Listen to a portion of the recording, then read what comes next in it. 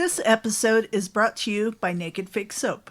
Shop over a dozen handcrafted artisan soaps locally sourced and made in Arizona using the finest non-toxic intentional ingredients. Naked Fig Soap also offers facial care products along with accessories like soap dishes, soap saver bags, and more. Visit their website at nakedfigsoap.com and use code DRUMMINGUP, all one word, for 20% off online orders. And that is the best place to find her now. Yes. She doesn't really have a storefront so much as she has As of right now. Yeah, as of right now, Yes. she has her products in certain locations, Yes. which again is the best place to find her is at her nakedfigsoap.com website. Yes. Or her socials. Instagram is a great spot to find her.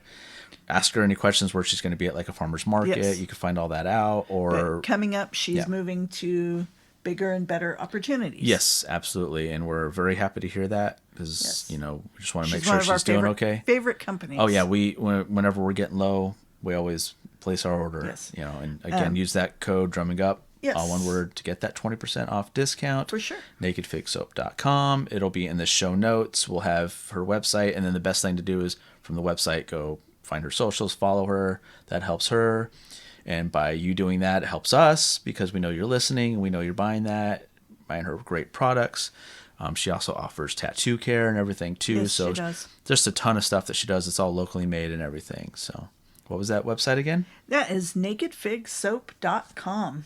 Using code drumming Drumming up, Up. all one word, for 20% off at checkout. Hi there, this is Julian of Gorad, and you are listening to Drumming Up Conversation. Hell yeah.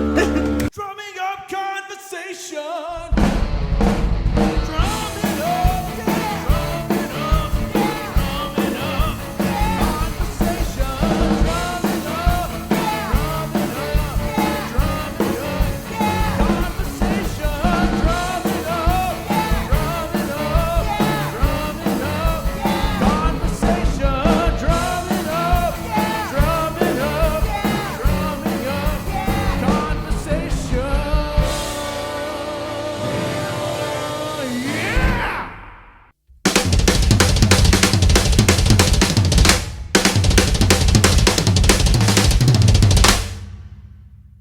Hey, this is Jeff Bowders, and you are watching the Drumming Up Conversation podcast. Hello and welcome to Drumming Up Conversation. I am Justin Wood. I'm Andrea Wood. Intro and outro music is provided by Arizona prog metal band Temporal Displacement.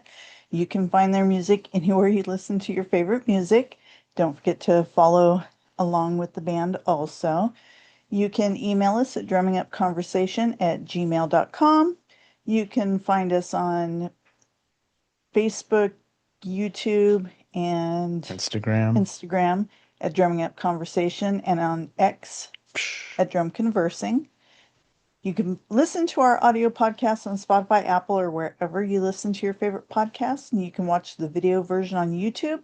Don't forget to do all the good things. Subscribe, rate, subscribe, follow. review, Yep. 5 stars, tell a friend. Yep. Tell a friend, be a Thank you. friend. Yep. Yeah. So we do have a new camera right now. I'm still kind of working with it. I might move it a little bit just because it's kind of right on the edge of view. So bear Yeah. with us. I think that might be a little better, Yeah. maybe. Yeah. Yeah. There we go. I'm just gonna figure out how to get the lens to move if I can to get a little bit different. Plus, soon we're going to be getting a new table in here, and so I don't want to do too much, and then we have to adjust it anyway. But yeah, we got a new camera. Did some trickery and found out that we can have 2 cameras in here and record a certain way. I was messing with that last night. That's been a lot of fun because now when we have in-studio guests, the video will be a lot better than it used to be. So we're using the new camera for us specifically, but eventually we'll get the same one for the other side, but the other one will be the older camera, which was still really good. But I'd like to just have both the same just so it has the same video quality for both. But I feel like I'm getting a shadow on my forehead it was with my hair. less inexpensive way of the other things I was looking at. Yeah. So we can really just upgrade everything. But for what it is, it'll do the job. It'll be a lot more. Everything's still a work in progress. Yeah, you'd think 200 episodes in, but also don't forget, like the first 100 episodes, we had one microphone hooked into the computer. We're also not monetized. We are not monetized. This is all out of It's okay, pocket. This everything's is out of a pocket. passion project kind Yeah. of thing, and just enjoy doing it. But yeah, we're not making a cent on any of this yet. The goal would be to do that, but it is what it is. So Yeah. We made some changes. We have an IMDb page now. we do. Yeah. Yeah, that was fun. Thank you, Brian, and thank you, Peter Bonasak, for Yeah. helping with that. Yeah, the first time it got rejected, whatever, for some reason, I was just like, and I spent like a whole hour and a half last Saturday about this time actually working on it. Yeah. And finally, I was like, "Hey, Brian, you're really good at this stuff. Here, figure it out." He's like, "All right, what's your password and your email?" And all that. Here you go. And then like half an hour, maybe an hour later, he's like, "All right, here you go." And then after that, it popped right up. And you got to have a nice hour and a half? Oh no, half an hour, 45 45-minute conversation with with Peter. Yeah. On Yeah, the phone. that was a lot of fun. Yeah, because I asked him like, okay, plus we signed up for IMDb Pro, which he recommended to us quite a while back, actually, when we had him on. Yeah. And he had recommended doing that just to have more avenue of reaching out to people. And I finally sent him a text saying, "Hey, dude, what would you recommend for like getting started? And how does IMDb Pro? What are the things you've learned since you've had it?" And he just ended up calling me, and we just talked for a while. And he was on his route and everything. And so every once in a while he'd be talking to someone else. And yeah, it was fun. It was a good conversation. I didn't expect him to call. I know you were all excited. You texted. You're like, I was just on the phone with Peter for about 45 minutes. I'm like, cool. Yeah. Yeah, it was a lot of fun. So Hey. how's it Hey, going? guys. How you doing? Good, good. How you doing today? Pretty good. Thank you so much for coming on. Yeah, sorry, I'm not at work today. I am at home Wow. today. Oh, okay. I'm building tons of stuff for our event coming up here on February 13th, 14th, and all that stuff. And then um so I thought I was gonna be at work today. So excuse the background. Oh, you're fine. No, I was gonna say you've done a major renovation to your workplace there. So Yeah, Your territory block. looks way different. No, it's Yeah, your block. Am I clipping? Can you turn my headphones Yeah. down a little bit? Sorry, we're still working on. We just redid our studio a little bit, so we're still working on some no, stuff. no sweat, no sweat, guys, no sweat at all. I'm sorry I don't have my mics and I don't have any of that stuff No, here. you're I'm sorry. good. You're good. We appreciate that you took the time to come back on. Yeah. Oh, of course. No, I love you guys. This is awesome. I'm stoked. This will be fun. Super fun. So, right. Is there anything you aren't allowed to talk about? No, actually, I'm allowed to talk about pretty much anything. In fact, Okay. we're getting ready to launch the dates for Gathering the Ghouls here, but I can launch it here as well. So it doesn't really matter. It's just kind of a save the date thing and all that, and we can talk about that. So yeah, I mean, no sweat. Okay. I'm open to anything, you know. Cool. So Awesome. and all that. So So cool. we'll do the proper introduction then. So we're talking to Jason Swar, owner of Terror Trader. And Hello. hi. One So of our favorite stores. yes, Thank you absolutely. guys. Thank you. Thank you. That whole intersection's fun between you guys and Spookies and all that. So Yeah. We kind of it's a nice little that intersection works out really well. You know, Yeah. you guys see your records there as well. So there's a lot to do in a small area, you know. So For sure. and like I said, we always keep busy as well. So I mean, hence why I'm here at my house and not at work right now. Like work's going on, the guys are running that stuff. I'm building props and stuff and building sets for our events coming up here and everything. So I jumped up real quick on the computer to come say hi to you guys and all that stuff. So Very cool. and everything. How you guys been? You been good? Yeah, I've been busy. So Yeah. yeah, we just you're the first person to be on the new camera we just got. We just got a 4K camera, so we're working on that and everything. Nice. So Amazing. Yeah, you guys been killing it, man. That's awesome. Thank you. I Yeah. was on what? How long ago was I on? It was a So couple years ago, right? episode 41, and it aired on November 28th of 22. So over 3 years ago. It's been a minute. It's Yes. been a Yeah, minute. absolutely. Yes, yeah. So, A lot's happened in between there, so that's Yeah. which is yeah. cool. You know? Yeah, we'll definitely get into that. So Right for on, sure. right on. I love it. All right. Okay. So, since we've been on for so long now, we've learned to do more deep diving, I guess, on our guests. I like it. And I came across something that I thought was really, really interesting. You were Steven Seagal's personal photographer at one time. How did that happen? You did some digging. Okay, Yeah. yes. Yeah. So, prior, I'm sure, like I said, that was 2 years ago. We talked about probably my history and all that stuff, but I'll do a quick recap on that.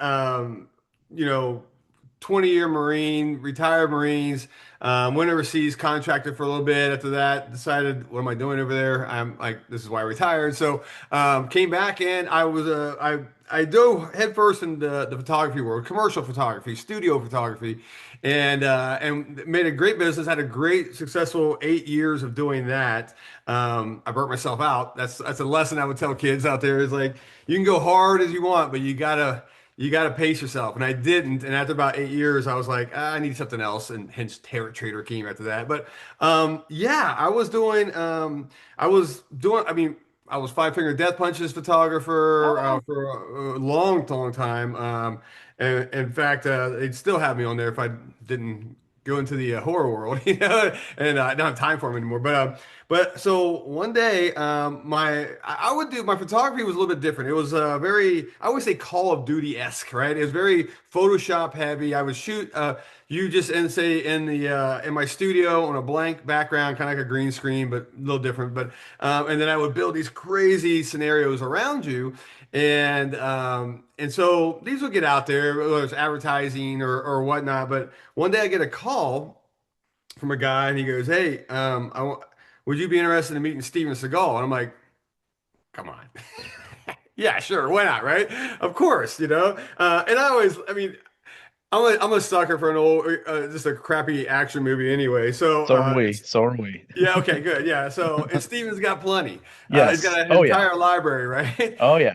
So I was like, sure. So they actually had me come to his house. And this is when he used to live in America. He doesn't live in America anymore. I think he lives in right. Russia or I something. think, I yeah, don't know. yeah. Yeah. So he had me come to his house up in Cave Creek, and it's a house, man. I ain't Oh, gonna lie. wow. It's very, very.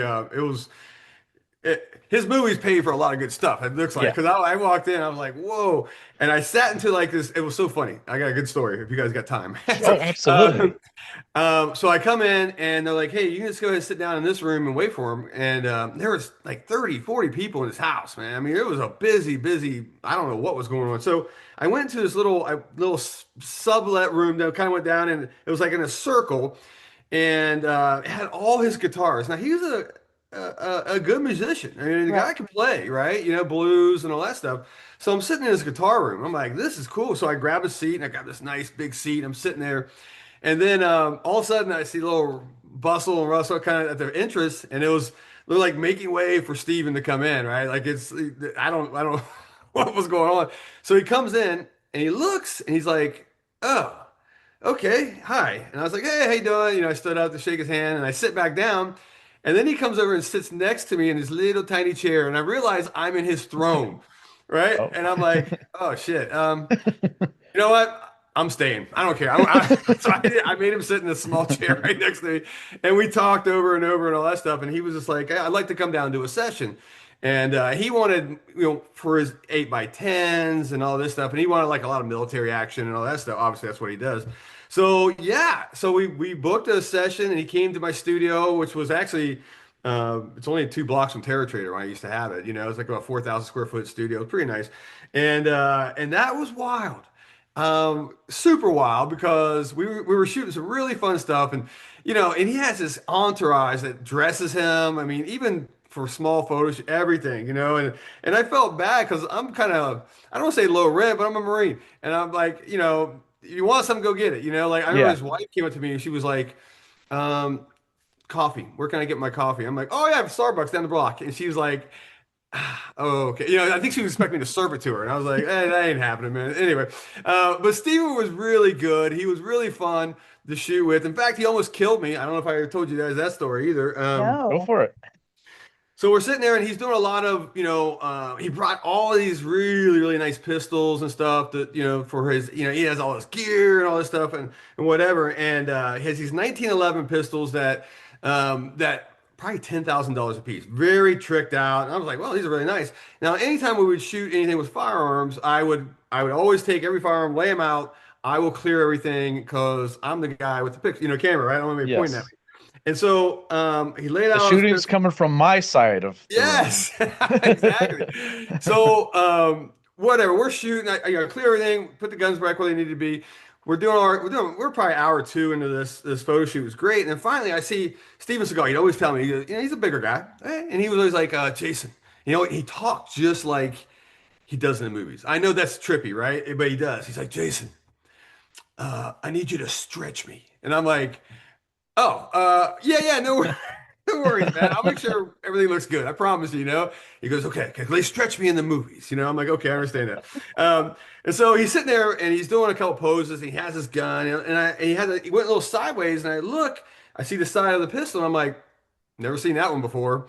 And I'm like, oh shit. Okay. And so we did a few more shots and finally I start getting uncomfortable. I'm like, hey, let's take a break, put the camera down. I'm like, Steven, is this a new gun? He's like, oh yeah. I had this in my waist. And I'm like, oh, and I had an assistant named Fred. I'm like, Fred, okay, cool, we're gonna take a break. Mind me take a look at that gun? I was like, Fred, clear this gun, make sure it's clear. And he comes up and immediately grabs it, takes out the magazine, and a round pops out. And I'm like, and I've had this thing pointed at my face for the last 20 minutes. And I'm like, oh, and he was real embarrassed. He's like, so sorry, so sorry.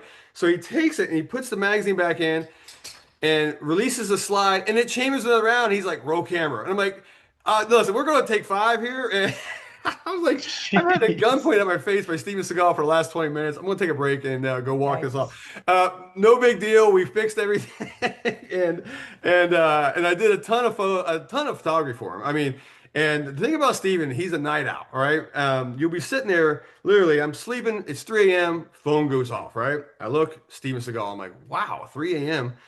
And I never forget, it's so funny, I answer, I'm like, hello, and he's like, Jason, it's Steven Seagal. I'm like, no shit, I see it on the camera. I'm like, yeah, I got you, man. And he's just like, my next photo shoot, I want to be, put me in Afghanistan. And I mean, he would go these elaborate stories it's like for an hour. I'm like, I just want to go to bed, man. It's so good. But he was always really good to me, really good, nice dude. I know he took off, went somewhere, like I said, Russia or something. But to this day, I can text him and he will still respond and just make sure I'm doing good and all that stuff. So yeah, it was pretty interesting.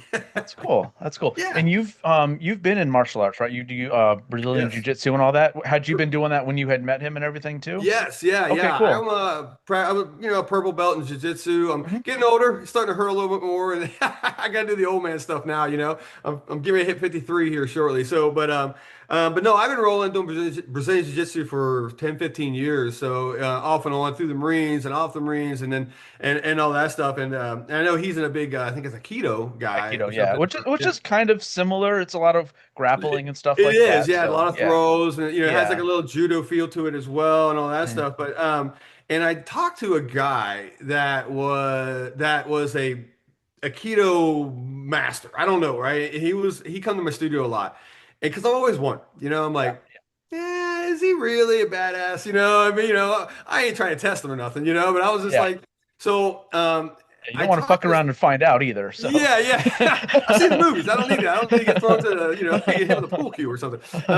So I brought this guy. I asked this guy, I'm like, hey man, no bullshit. I need you to tell me, man. I go, I've been working with Steven Seagal, nice dude. I love the guy.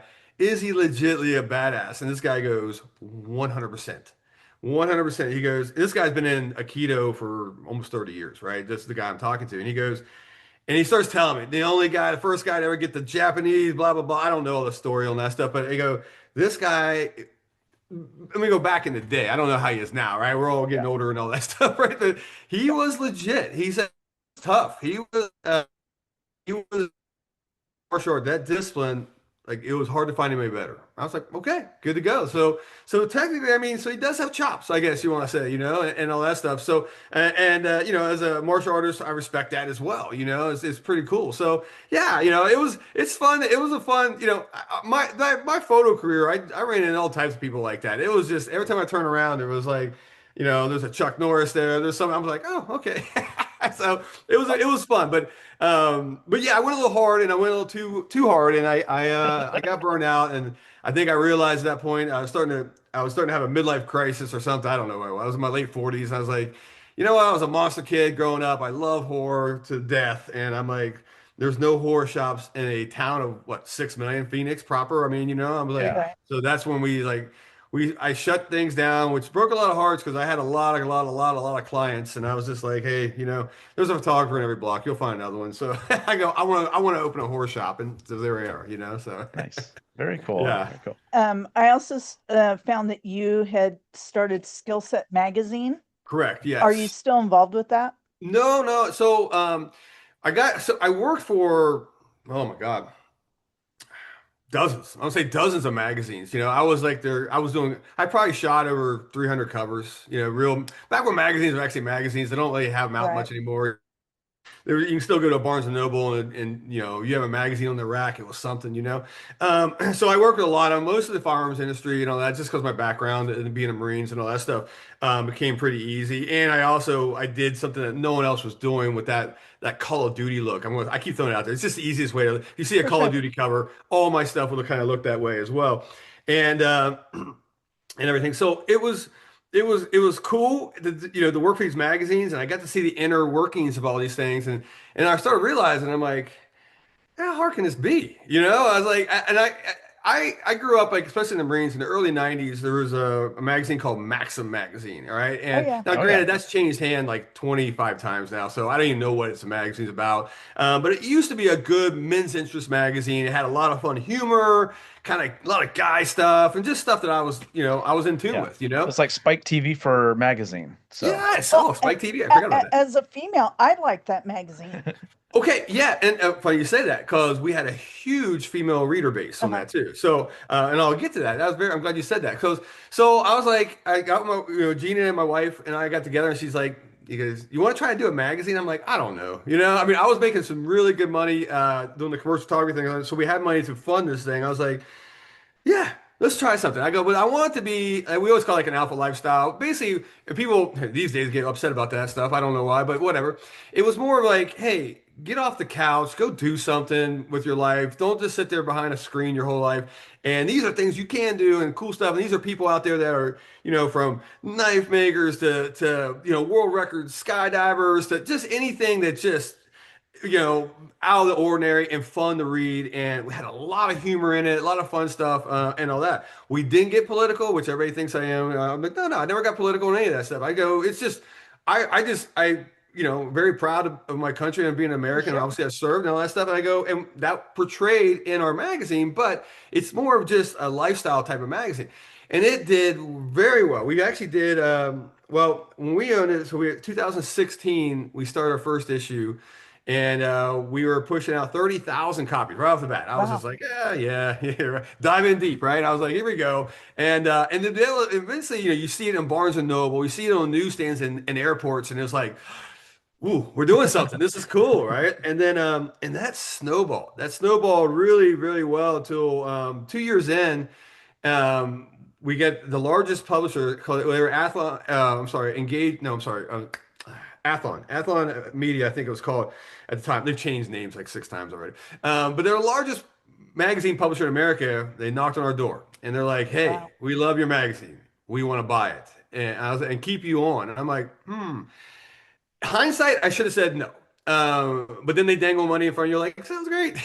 Yeah. So this is awesome. So we took the offer and sold the magazine. I stayed on as an editor for about a year and a half.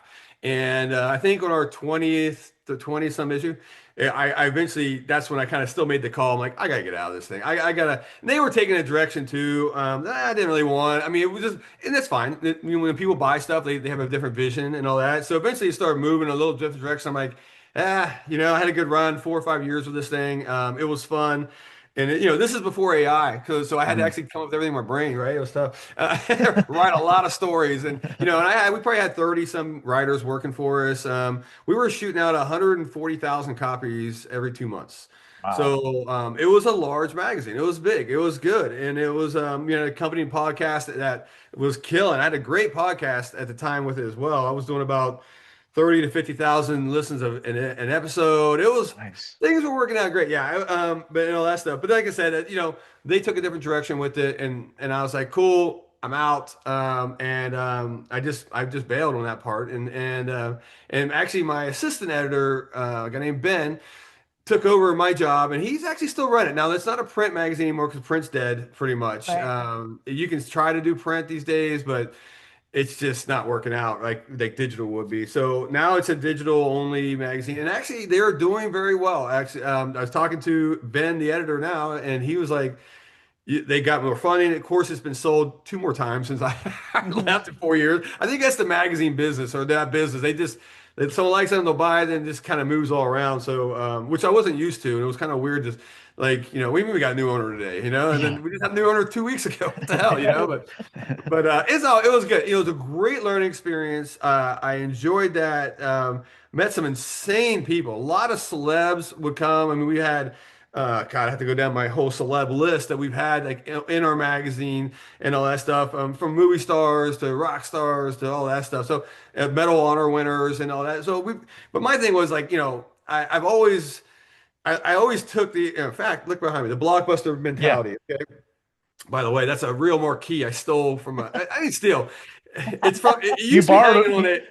You borrowed it and they went out of business. That's not your fault. Let's just say this marquee was on somewhere in Phoenix, and then it ended up near a dumpster for about 10 minutes, and it's mine. Anyway, so I don't know what to do with it yet. I think I'm going to make a coffee table out of it. Anyway, it's really big. That's cool. But you go down to Blockbuster back in the good old days, sea of thousands of box art. Something's got to pop off that shelf, right? And so I would do the exact same thing with our magazine covers. I would make you walking down the aisle, you're like, whoa, what the hell is this? And it'd be something outlandish. It'd be something. I had Michael Rooker from Guardians of the Galaxy, and actually Tombstone, yeah, he was on one of our covers. Well, by the way, one of the most phenomenal human beings than ever. And this guy was just like, I'm like, I don't know what to do with you, right? We were doing tons of these photo shoots with him, and he was just putting on. He was crazy, man. He was awesome. He was just doing anything we wanted him to do for like 3 days. He came down on his own dime. He drove out to Arizona. He actually loves Arizona, and he just got away from LA and came out here. And then eventually I was like, what do we do, Michael? What do we do for your cover? I go, what haven't you played? He goes, I've never played a soldier. I always wanted like a World War II soldier. And I'm like, got it. And I'll send you guys the maybe you can pop it up when you guys, or somehow. Absolutely. I don't know, figure it out. But it's I did this entire crazy composite, once again, Call of Duty type of thing, of Michael Rooker like butt stroking this Nazi in World War II. There's planes everywhere, there's explosions. His jaw hit the floor. He saw. He goes, "This is like my favorite image ever." I had to print out a big, giant 30-inch poster for him, get it framed for his house and all that stuff. So it was really cool to do something like that. And when you saw the poster, you saw the cover, you're like, "Is that Michael Rook? What the hell?" So you immediately grabbed it. And I always thought that's all I need, because I knew inside was good. You're going to have fun. It's going to take you days to read this, because I had tons of little facts and fun stuff all over the place. I always like that, right? Just this bite-sized type of material you can digest. And even our stories, I would never let my stories go past 3 pages. I go, I tell all my writers, think short attention span, because everybody's got it these days, because we're competing with a phone. We're competing with a computer. I go, so they got 10 minutes, let's give them a good story, or whatever. And that method really worked out well.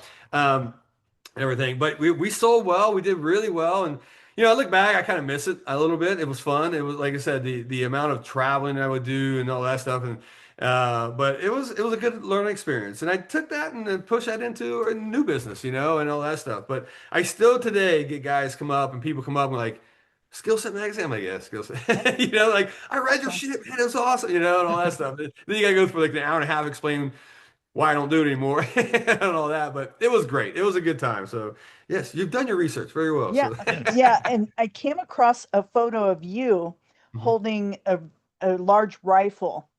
And Yes. that was the epitome of an American hero, an American badass, that picture. Thank you. Yeah. It was so cool. I get shit for that a lot these days. These days it's crazy out there. I don't get political. People always like, I just tell people, I'm like, do think, this is the beauty of America. We can think how we want to think. We can be who we want to like. And it doesn't affect me, it doesn't affect you, it doesn't affect anybody unless you try to affect it. You know what I'm saying?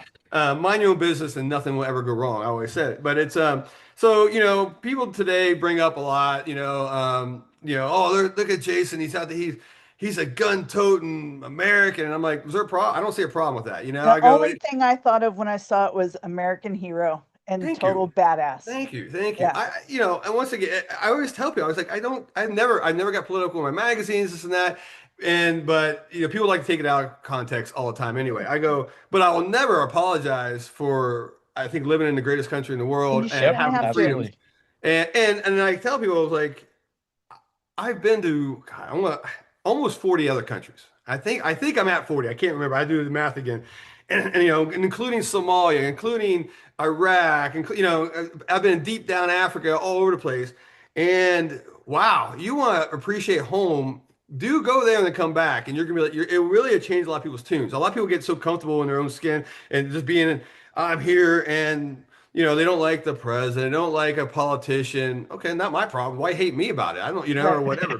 I've always said that, but it's I'm just here to have fun, and have a good time. And I believe this country gives us the most opportunity to do that. So, people would come down to me, and like I've been trying to get people try to cancel me a few times and all that stuff. It sucks because, especially when it comes to skill or Terror Trader, it's horror, it's all I try to do. And I want people to come in, and I don't even allow politics to be discussed in my store and all that stuff. But once again, people don't listen to that sometimes. That'll ruin our next trip. Damn it. Yeah, right. But it's We're like just gonna walk right in the door and be like, "Hey, man, what do you think?" Yeah, no kidding, right? Get out! No, Out. yeah. But it's I'm a big Second Amendment guy. I not apologize for that. I love firearms. It's actually, I think it's what kept my family safe, and it keeps a lot of people safe. And I say an armed society is a polite society. I know that's a controversial thing to say too, but I've been to countries where they don't have firearms. They're not allowed to have them, and you want to talk about a tyrannical government, what they can do to you? Well, that's what they can do. You got nothing to fight back. I believe when there's a firearm rich country like we are, people are a little bit more nice about stuff like that before, they come kicking down your door, and telling you how to live your life and all that stuff. So anyway, I'm getting off our track on that, but it's I will never apologize for that. It's in our Constitution, and it's and I invite people. I've actually had it, believe it or not, I've had a few people that were very against firearms, was fine, no problem. That one asked to come out and shoot with me, and I'm like, let's go, have some fun. We got in the desert. And they first time ever shooting guns. Now they own like 17 of them. I swear to God, it's so addicting. They have fun. They realize it's also a sport. Marksmanship and all that stuff. And when you do things safe, and you understand that this piece of this gun is it's not just going to go off and kill somebody. There's a lot of factors that got to get into that. It's really not a bad tool, believe it or not. We hunt with it, we eat with it, and all that stuff. And so, I've educated some people on that, and I've been educated by them as well. I get to see their side of things, and cool. But I think, the more we can do that, the more everybody can kind of get along, put arms together, and say, hey, I know we're different. Who cares? Exactly. And I've always said that, like, at work, regardless of political beliefs, regardless of sexual orientation, I don't care. Are you a good person? Me. Yeah. Let's have fun. If me and you can have fun together, I don't care if you are a pansexual unicorn. Awesome. Let's have some fun together. You know what I'm saying? And I've always kept that attitude. Even I was raised that way, So were we, yeah. Good, yeah. I mean, I think everybody needs to be raised that way. My parents, I thank you, because they said that you judge people on their character in your face, what they are like there, and right in front of you, then you'll be able to judge what they are. But once again, if they're different than you, who cares? To see if you can get along. And once again, and it's always worked out really well for me. I've had a few haters just because they're just so set in their ways, and I believe a lot of times it's this thing, it's doing it to them. You know what I'm saying? That the propaganda out there is really rough on both sides of the aisle. I will say that too. Yeah. And that's why I don't watch news. You don't either. I'll jump on, Twitter or X or whatever, just to make sure we're not at World War III. Okay, I don't need to. Okay, I'm fine for 5 minutes, and then I go away because there's a lot of hate on the social media platforms and all that. And I try to use my social media platforms for fun and good and all that stuff. And and it's like I said, it's worked out pretty well for me. So It's Yeah. awesome. No, we're shoot from the hip people as well. It's like, how are you? Like, would I be in a foxhole with you? Cool. Well, let's hang out. I don't care how you feel. And I'm sure you get that, yeah, analogy of, absolutely. like, I have. you had people in your foxhole that probably you would not get along any other time, but you know what? He's 100%. got my back and I've got his because Yeah, this is what we're doing right now. I And that's 100%. And we, it's so funny because like, my unit in Iraq. There was a movie made or a miniseries made after my unit called Generation Kill. Generation Kill. Yep. Yeah, Were you in that? Were you in an episode? Well, a guy played me, yes, in Okay. episode Okay. 6. Okay. So there's We watched it the other day, and Oh, we're like, did "Where's you? Jason? Where's Jason?" Okay, yeah. Episode 6 is like when the reservists kind of meet up with it, and then they talk to this guy who's like to explain about the the reservists. They were just cowboys out there. And the guy had the CO had a was it Longhorns on his that guy was me. That was the guy. Oh, okay. Yeah, Okay. yeah. Okay. So Gunny, it was a Gunny sword if you look it up on the, Okay. the credits. Yes. One funny thing about that, they wanted me to play my own part. I was still active duty at the time, and I was like, hey, your part's small on this thing, or well, actually, my part in the whole real world, it was actually big. I got almost, tons of, anyway, whatever. But they were like, hey, you want to play? It's only a couple lines. And I was like, yeah, that'd be cool. I'm not an actor, but yeah. And they're like, well, we're filming in South Africa, and I need you to come down there for 2 months. I'm like, I don't know if you know how the military works. I was trying to talk to the director of the cast. I'm like, it doesn't work that way, So I couldn't do it. And they got a guy to play me. He's a good actor and all that stuff. And I never forget. I went to the red carpet of the show and I went to Hollywood and with all the rest of the Marines. It was kind of cool. And then the actor wasn't there. He was doing another film, but I wrote him. I'm like, hey, my name's Jason. You played me in the Generation Kill, and he ghosted me. I was like, what? Come on. So he probably didn't believe it was me writing him. But Right, anyway, yeah, that's all right. yeah. But yeah, so Sure you that was fun. That was a cool experience. I don't even know how I got on that Generation Kill tangent. What was I talking about before? I'm sorry. I'm getting old. Well, we're talking foxhole and just Yeah. But like I tell people like because if you go to my store, I mean, my manager is a accomplished drag queen. You know what I'm saying? I don't care what you do in your life. That's awesome. One of my best friends, by the way, and he's just an amazing person, Melda. He's just a cool guy. Yeah. But like, even in, people are like, oh, tough guy, Marine. And I go, hey, a few of those Marines you saw in that thing, they came out as gay, years later, Think I give a shit? No, I already knew in the Marine Corps. We don't care, It's like, it all matters what you're doing right now, and when there's bullets flying, or like you said, in a fighting position or fighting hole, you don't give a shit what this guy is. Hey, you got my back, I got my back. And that's how I try to push that on a lot of people and tell people like, this is, be like the Marines are, man. We're a big bunch of misfits. We're all from all different walks of life. I mean, all different walks of life, but no one cares. No one freaking cares. It's all about what you can do today, and what you can do, how to help the big us, thing and all that stuff. So, and I've lived my life that way. And I think that's why I stayed in so long, because I was, skate punk. I was a good kid. I got lucky and got to stay in the Marines and all that stuff. But but I liked it because, like I said, we're just a big group of mixed bag of everything, and we got along amazingly well. Why can't we do that these days? Right. So, Right. So yeah. anyway, but yeah, crazy life. It was a fun one, and but it's giving me an outlook, that I think that I've brought down to my child, my kid now who's in the Air Force now, and all that stuff. And she sees the mixed bag as well. She's like, holy shit, Dad. She's like, I go out in town. I got a white dude that's from like Arkansas. I got a black guy from the Bronx. I got, 3 girls from LA that, everybody's hood, but we all get along. And it's amazing why can we do that in the military? Right. We can't do that outside the military, Right. Yeah. And it's just awesome, So, anyway, it's good to see her seeing what I saw back in the day and all that stuff, Yeah. Good times. Yeah, for sure.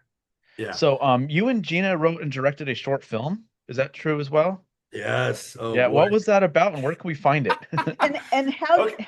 it was what, like 12 minutes? How do you do an entire movie in 12 minutes? So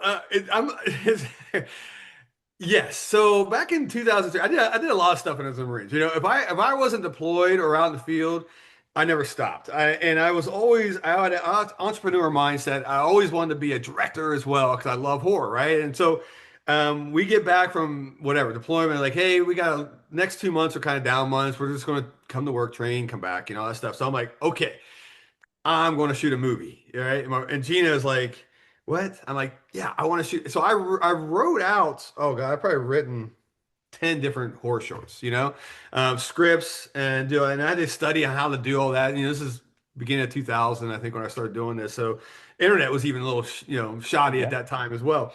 And all that stuff. So my very first one was called Fork in the Road. And I casted my friends, but I actually wrote it around where they didn't have to be a good actor. And it's about a guy, a serial killer that just did a massive spree, and he's sitting in his garage. His body's all over it, and he's like he's a well, negative Nancy type of person, right? I don't know if I'm good at this, and basically it's a whole internal monologue with all his victims around him, and all they are is a support group. Dude, look how you killed me. This is, and then they flash back to ripping heads up and guts out, and he's like, I don't know, man. I don't think I'm cut out for it. It was like one of those things. And it was a fun 10, 15 minute, I think 10 minutes short or something like that. And I always very creep show lighting, and I got lucky because my main actor, even though he turned out to be like one of the baddest people ever in the Marine Corps, he is a we don't have special forces, but he was a MARSOC Raider. This guy is amazing. I didn't know at the time. We were just friends. It was awesome. Years later, became like a war hero. But he was a good actor. He was awesome. Like this guy could have easily stepped on a set and did it. So I got lucky with him. And but anyway, I was like, the film got done. I'm like, it's fun. I go, let me send it out to some film festivals. Whatever. I'm gonna get my denial, but at least I tried. I got accepted to 6 film festivals, and Wow. the big one was like for me was I think called Shriek Fest. It's still running today, Yeah. up at Raleigh Studios in Hollywood, and I got to go up there and watch my film on a big screen full of like 300 people in the audience. You want to talk? I got I already I was I've been to war a couple times since or prior to that. I didn't sweat as bad as I was sweating there. I was in the back, just like, oh God, I hope they laugh at the right spot. I hope they, and they did, and it was good. And then you get treated like, for the first time, I got treated like a celeb because it was my film was the last film in a block, and they take like a 20-minute break or whatever, and they show the next block, and everybody kind of goes outside and mingles. And so I get done with the film, get my little everybody claps, hey, all right. I go outside, I'm just sitting there with Gina. I'm like, hey, we did it. It's kind of cool. And next thing I know, there's a line of people wanting to talk to me. You're the director? And what were you thinking? And I'm sitting there, you ask me these high-end questions. I'm like, I don't know the answer to any of these. So I'm like, I got to start making up some shit. And I'm like, well, this actually brought me back to and I was just lying my ass off on it. But it was fun. And I was like, this is cool. So I went and we directed and shot about 3 or 4 more. And I had them all online at the time and all that stuff. And this is 2003, 2004, I guess 5 or whatever time frame. And some of them really sucked. I ain't gonna lie. And then some of them were good, once again. But I was doing it to get experience. I was doing it because I was like, do I want to direct films? Do I want to do this? And I think the answer is no.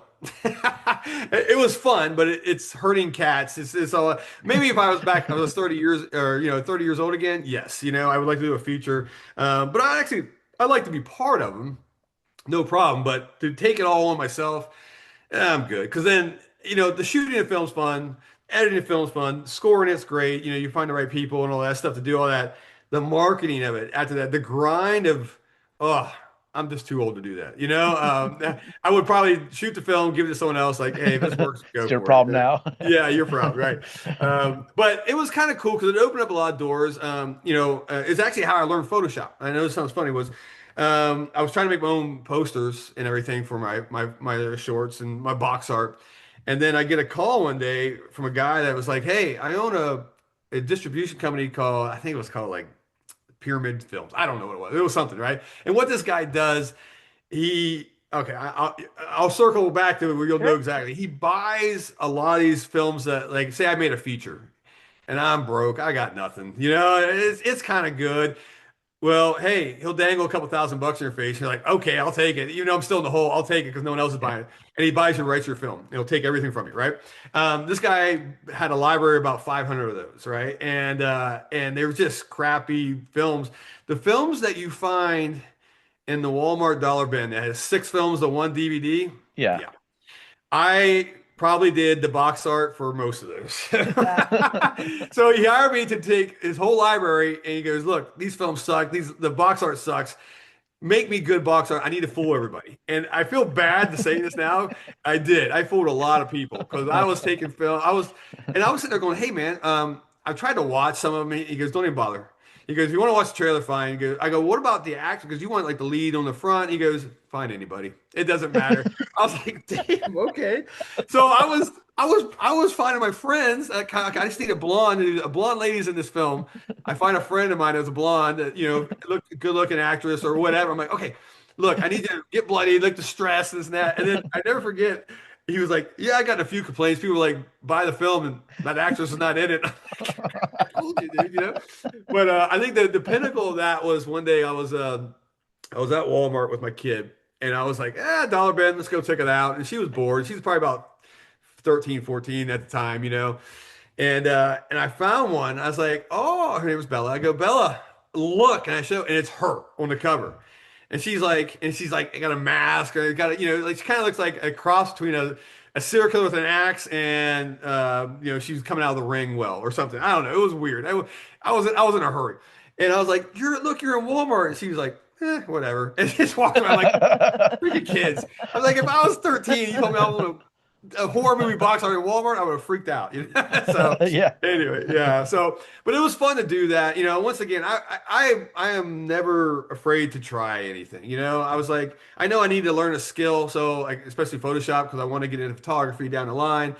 And I might as well get paid for it. Now, I didn't get paid a lot, by the way. That guy didn't pay for shit, but he paid me. But and it was something. It was cool, And eventually, you start getting good at it and all that stuff. And it was like, okay, this is cool. Maybe I like this path. Maybe I like the marketing, aspect path of the filmmaking vice, the actual filmmaking stuff as well. Now, those films are not online anymore. No, I will. I do have them. I need to re-upload. I need to. You know what? This is back in the days of mini DV, tape, right? And then eventually you're like, I'm going to put this on DVD. This is so rad. I can't believe DVDs out here. So like I have everything on DVD. I got to figure out how to rip them back into a digital file, which is probably 2 seconds. I don't know, Yeah. and all that stuff. But, and then I'll throw them up one day, I'll back online. Some of them are embarrassing, some of them are good, So, I think all my stories were good.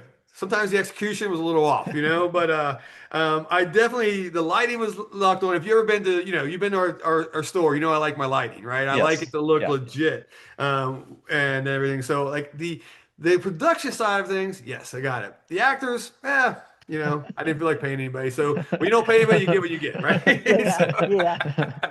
But it was fun. It was a fun time. And, maybe one day, I've actually had there's a guy that comes to the store all the time, and well, hello there. I know this is good. She What's his likes name? to make an appearance. Her name's I love it. Grenache. Grenache. I love it. So I have a guy that comes in, and his name is Lawless, and he is a phenomenal director of photography. And this guy, he makes Super Bowl commercials now. He works for a big company that this. In fact, you'll see his stuff coming up this year if you watch the Super Bowl and all that stuff. You never know it's him, but he's shot 30 plus films. I mean, Hollywood style. When he comes in, he goes, "Yeah, I just do more commercial work now." He goes, "I'm bored." He goes, like, "I got a black magic camera, a red. I don't know what he had." He goes, "I just want to come shoot. I'll shoot for free, man." Like, let's just shoot some cool stuff in the store, make like fake trailers or make some fun stuff like that. I'm like, so I need to call him on this and say, yes, let's come do this because I have 1,000 ideas what I could do in my oddities tomb. I mean, granted, I may run it with blood and go crazy on that, but maybe I build a fake oddities tomb, but or something in the store. But I need to get back into that, and I need to get the right people to do the good stuff, and I can just sit back and kind of point fingers, like, yeah, do this, or whatever. Very cool. That's really cool. Yeah, absolutely, man. I mean, yeah, utilize, the contacts you've made. So Sure. if you can, you're a business owner. So, you It's great. Definitely do. Yeah. You just never know who's going to walk through your door, which I love, from special effects artists to, like say, filmmakers to actresses and actors all the time. It's just it's crazy to see you see someone walk in the store and like, man, I recognize this person, and then you kind of look. Then finally, I'm just the guy at the counter, like, do I know you? Like, oh, I was in this movie. I'm like, I knew it. Shit. Okay. What are you doing here? There's a lot of people end up in Phoenix, which is nice, or Yeah. cross through Phoenix and then being kind of or being the original horror shop in there and one of the only, well, the one with a lot of stuff to see. It's like they tend to come to the store, which is awesome, and I get a chance to meet them and all that stuff, whether it's a directors or like I said, actors or just cool special effects artists. I love it, and I think that's the perks of the job, it's definitely a tiresome job, running this shop and a lot of it's on me. I don't sleep very much. I kind of just always kind of thinking the next step, the next step. I try to think 3 or 4 moves down the line and all that stuff. But it's definitely 100% worth it. I Oh would yeah. never change it for anything, So No, we love your store. We're in there all the time. We love going there. yeah. Holidays, get, Christmas stuff for people, and Unita's always doing her, Christmas stuff and everything. Or they're, She's awesome, man. She yeah, is, they're yeah. I mean, all our vendors are awesome. I mean, it's yeah, oh crazy, yeah, but yeah. they keep, we push them. There's no doubt. Actually, I say we. Gina, my wife, I wish she was here. I'd bring her in to check it out. She pushes them hard. I mean, she's Italian lady. All business, right? I'm more like that. Her Hey, come hang. shirts, Yeah, Bama made her shirt. I have So an original from Oh yeah, Bama. it is a Bama shirt. Yes. Yeah, because I- it has Terrifier on it, but it has Rhea Ripley, who is a WWE superstar, yeah. and she collabed with Terrifier. And Oh, I nice. love the shirt. And Justin called Bama and said, "Hey, can you do this real quick for Christmas?" Oh, And awesome. we have such a great relationship with her. She was like, a lot of "Yeah, the Terror yeah," Trader people, like yeah. Emily, but unfortunately, Yeah. Emily, yeah. Yeah, Emily's out right now. Emily was she obviously left just because different career change and all that stuff. But our vendors are amazing. Like I said, and we push them so hard to keep the store fresh. If you go to once again we're in I would say the antique store model, right? Business model. There's no secret about Terror Trade. I always tell people, I'm like. I literally went to an antique store. I'm like, I like this. I just need to make it all horror, and that's what I did. Why reinvent the wheel?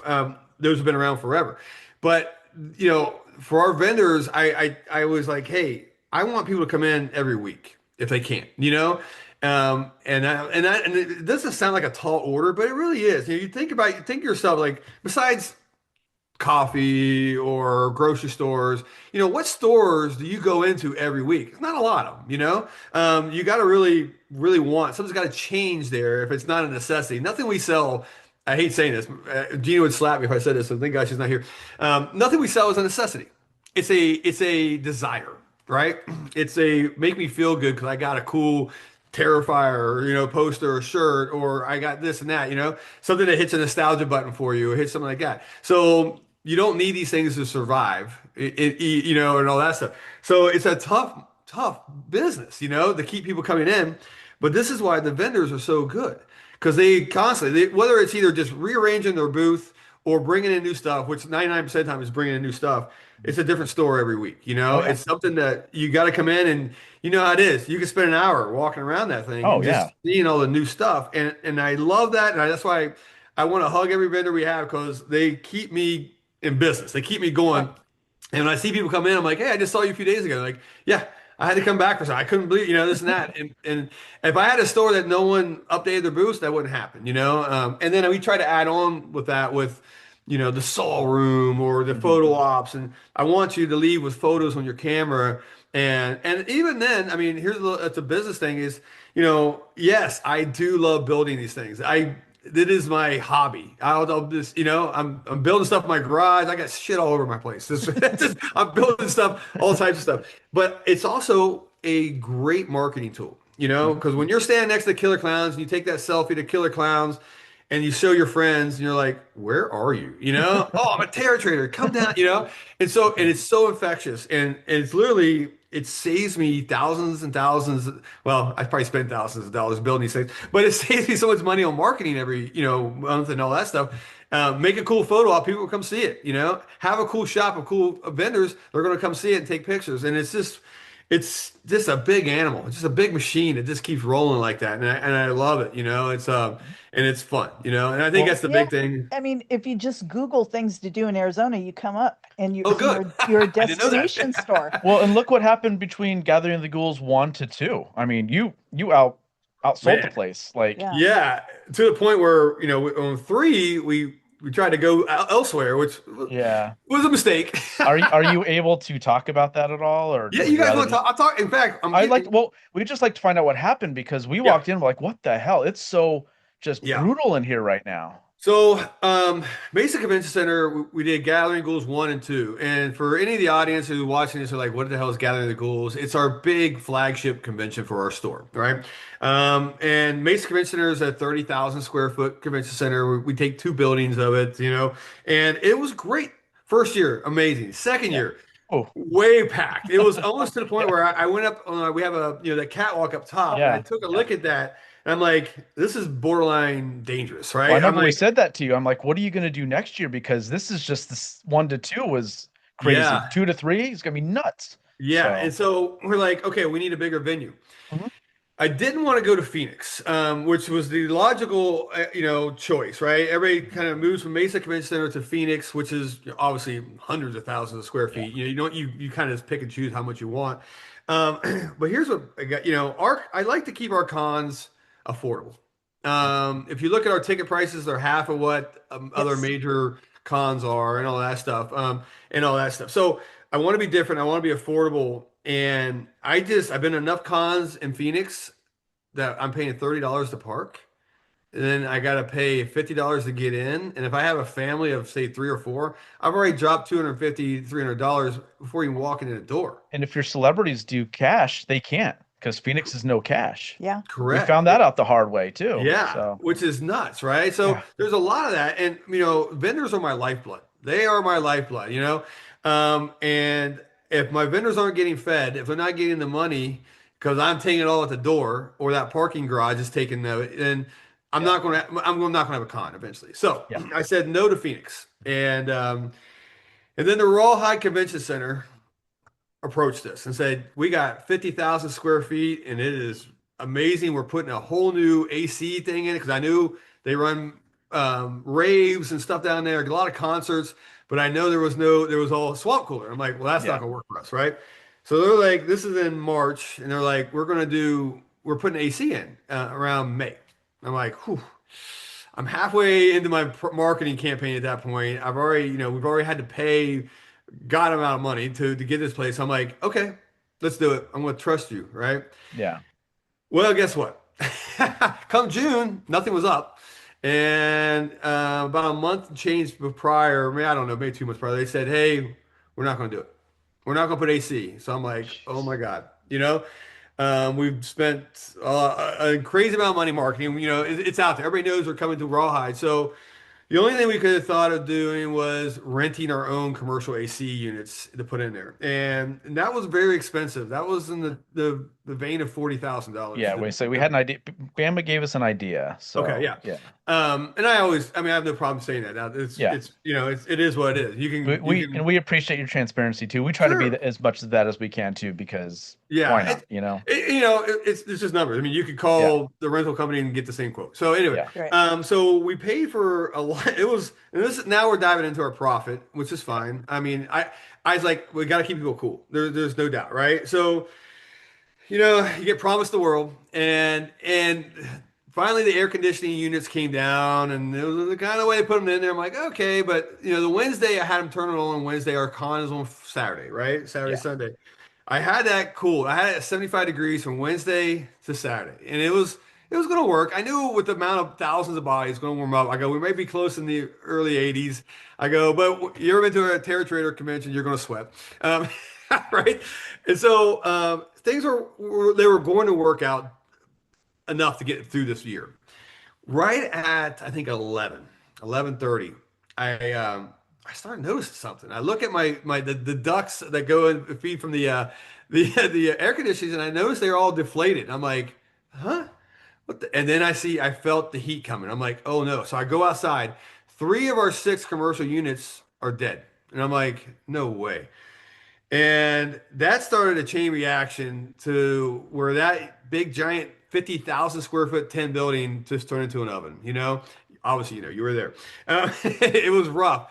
The what it was the company that was supposed to fuel our generators just didn't do it. They forgot, something happened, and that one I screwed up. I didn't come fill it. Started that chain reaction where it got to close to 100 degrees and inside that, and Yeah. it took us 3.5, 4 hours to cool that thing down, and it was almost unbearable to the point. So once again, I'm here for the crowd. I'm here. If I got to take a hit, I'm going to take a hit. So Gina immediately started issuing refunds. You know, we Yeah. issued up to almost $30,000 of refunds, Oh, wow.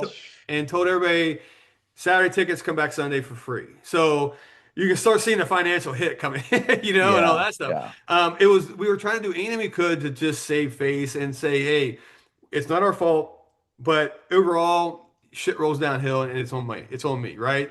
And so if I can make you whether a refund, have you come back the next day. Actually, some people took the refund and came back next day. Anyway, you're like, We did not take the refund. We said Oh. no. We support you 100%. Yeah, Thank yeah. you guys. And you know what? I'm not upset anybody who took the refund because I get it because people were like, hey, I traveled from Tucson, I traveled from another state with 6 kids and we couldn't even be here. I'm like, understand. And it was obviously it's actually good to see some of them come back the next day because the next day was a little bit where it was tolerable. You know, Sunday was okay. We got through Sunday no problem, and all that stuff. We got the ACs back working a little bit and all that, but it's just it's the curse of living in Arizona. You know, you don't have the tip top AC, you're going to suffer. You know, so that was a rough con for us. You know, we got through it. Celebs did very well. Still, they made their money. You know, and all that. All those things worked out. It was just the facilities that we got screwed, and I'll be the first to admit it. But I'm not crying over spilt milk. You know, it is what it is. All you can do is regroup. We're going back to the Mesa Convention Center this year, so actually this is the first time you guys are hearing it. Cool. Yeah, so I'm launching. I haven't even launched it to the fans or anybody, the store fans or anything like that yet. This is going to air Wednesday. Is it okay to air and everything? Let's go. I don't Okay, care. cool, I'm fine. cool.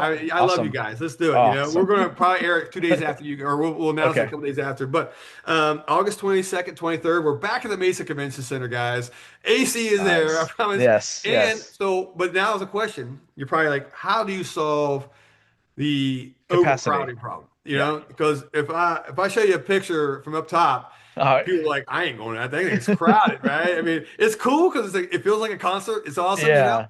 But there are people out there who just don't like to be rubbed up against it. So what we did in the hotel that's attached to it, the Delta Hotel, I don't know why I did not know this. They have a 9,000 square foot ballroom. That's 20 feet from our convention center. And so we're renting that as well. So we're adding another 9,000 nice. plus, almost 10,000 square feet. That now we're going to spread stuff out. We're going to widen the aisles. We're actually taking less vendors this time as well than we normally have. I'm not going to oversaturate vendors. I need to make it comfortable for you guys, and I will make it comfortable for you guys and the celebs and all that stuff. So we're spacing everything out, adding another almost 10,000 square feet to solve all these problems. Now we got our theater back, so we'll have our movies. You know, we'll screen movies there. I got all my other rooms that I can darken up to make the incredible photo ops. We'll have our celeb tomb like we normally have, and I won't tell you what the surprise will be in the other ballrooms. But we have a cool surprise coming that Cool. no other con's doing this. So Awesome. and it'll be. The price of admission will get you through it all. I promise. You know, so and all that. So August 23rd or 22nd, 23rd, we're back. Gathering of Ghouls 4, Mesa Convention Center, guys. Don't miss it. It'll be fun. I promise you. Celeb announcements starting to come out. We'll be coming out here in a week or two, and we're going to have some good ones and all that stuff. So we're 6 months out from that con, and I'm pumped. I'm super pumped to be back there. We did our other convention. It's our 1 day Christmas to Dismember one. Back at Mesa Convention Center, it felt good. It felt nice to be back. You know, Dude, Tyler Maine was so cool. Yeah, he he was. was awesome. Oh, Tyler man. Maine, man, it was That it was story you kinda told good. us with the contract or the no con, that was just awesome to hear too. But what a cool guy. I'll tell you. I mean, like I said, Tyler we approached Tyler because I was like, usually for that con, I usually bring just like 3 celebs or something like that, and nothing big because it's a one day and it's more about Krampus and come see Krampus and come see our vendors and buy some stuff for Christmas, right? But I was like, we always brought in a couple celebrities and all that. It's always been great, but I'm like, you know what? I want to change this up. I want to try to have one, see if it works. And I go like a grand marshal and I go, but we need a big hulking guy. We need or an actor that's going to tower over everybody. And I was just going through Instagram one day, and I follow I think it's Screamers Costumes, another store, and it was a really cool store. And they whatever. I just see a line out the door going for a mile, and I'm like, what are they doing today? And I look, and it's Tyler Mane. And I'm like, oh, okay. He definitely could because he's also yeah, yeah. Besides being Michael Myers and the Rob Zombie's Halloweens, he's also Sabretooth in the Marvel movies, right? He was also a wrestler, and his last opponent was Andre the Giant. Andre the Giant, yes. When I heard that my jaw hit the floor, by the way. I'm a big 80s wrestling fan. I heard you talking about it. We're like, wait, what? And I remember asking you, like, no, we're at dinner last night. You told me like that's because we're huge wrestling fans too. Oh, so. Good, yeah. That was cool. I mean, and just to meet somebody who's wrestled Andre the Giant was cool to me, Yeah. So, and so I reached out to him. And I'm like, hey, man, let me hit your manager up. And he's like, no, you don't need to meet with him. You just deal with me. And I was like, wow, okay. He became out the nicest guy in the world. And, when you deal with celebs, you have contracts, you got minimums, you got, that's just a game, And so, and we're here to play the game, no problem. And I was just like, Tyler, he goes, well, how many other celebs there? I'm like, I go, you're the only one. And I know this sounds weird. I go, but I need to, I explain the Grand Marshal thing. He goes, this is the best thing ever. He goes, no contracts, no nothing. I'm coming. He goes, get my flight. I'm here. I was like, he was the easiest person in the world to work with, and the nicest guy. I mean, you met him. He's just a big, giant, 6'8" teddy bear. And it's a cool, great fan service, and that's one thing that I'm very picky when it comes to celebs. I don't like bringing celebs that just will sign something and give it to you. Okay, go. I want them to spend some time with. We're all hardworking money. Whether it's $50 or not. You earn that money one way or another, and you're giving it to this guy or this lady or whatever, and you want a little bit of something back, besides an autograph. So I have a story on that, and the reason I never used to be that way, but I'm gonna throw out. I'm gonna put someone on blast, and I hate to do it because I love her, and I think everybody loves her, and it's Cassandra Peterson, right?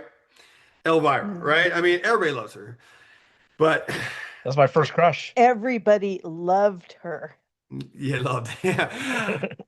My kid. Yeah. I was going to say the thing about her that I will say is, in her industry, her color should be green, not red or blue. Yeah, yeah. And here's a story that commented. My kid was at Mad Monster Con or something. I don't know where she was at. And she was there. And my kid's like, she was maybe 16 and my kid was 16 or 17 at the time. She goes, I love Elvira. I mean, who doesn't, right? She goes, I want an autograph. Yeah. I'm like, okay, well, that's going to be a couple $100 first off, right? Just letting you know. I mean, she's at that status. And I go, you're going to wait in line. So she's like, I don't care. I'm like, okay, go, have fun. She waited in line 3.5 hours.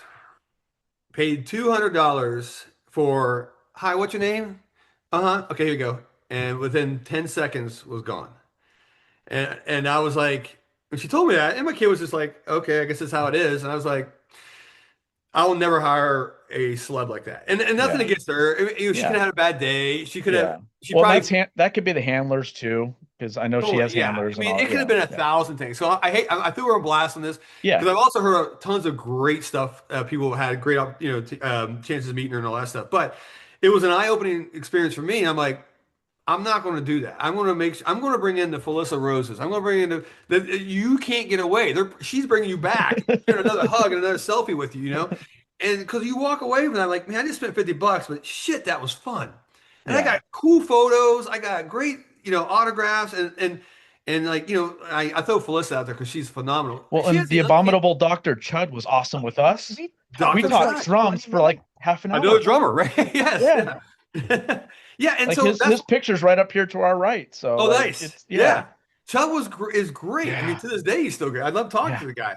But it was like, I want those type of celebs. I want you to leave there with a warm and fuzzy going, that was the best 40, $50 I ever spent. That Yeah. was cool. And I'm going to come back next year or whatever and meet him again. And like I said, that's why I love Felissa. She has this Hmm. uncanny ability that you'll see her 1 year and a year later you haven't seen her a year. Somehow she knows your name. I don't know how she does That's this. I'm like, awesome. Felissa, are Yeah. you a psychic? I don't know what's going on here, but she'll like, oh, hi, Dave or Mike. I'm like, what? I don't, my wife doesn't even remember my name. How the hell are you?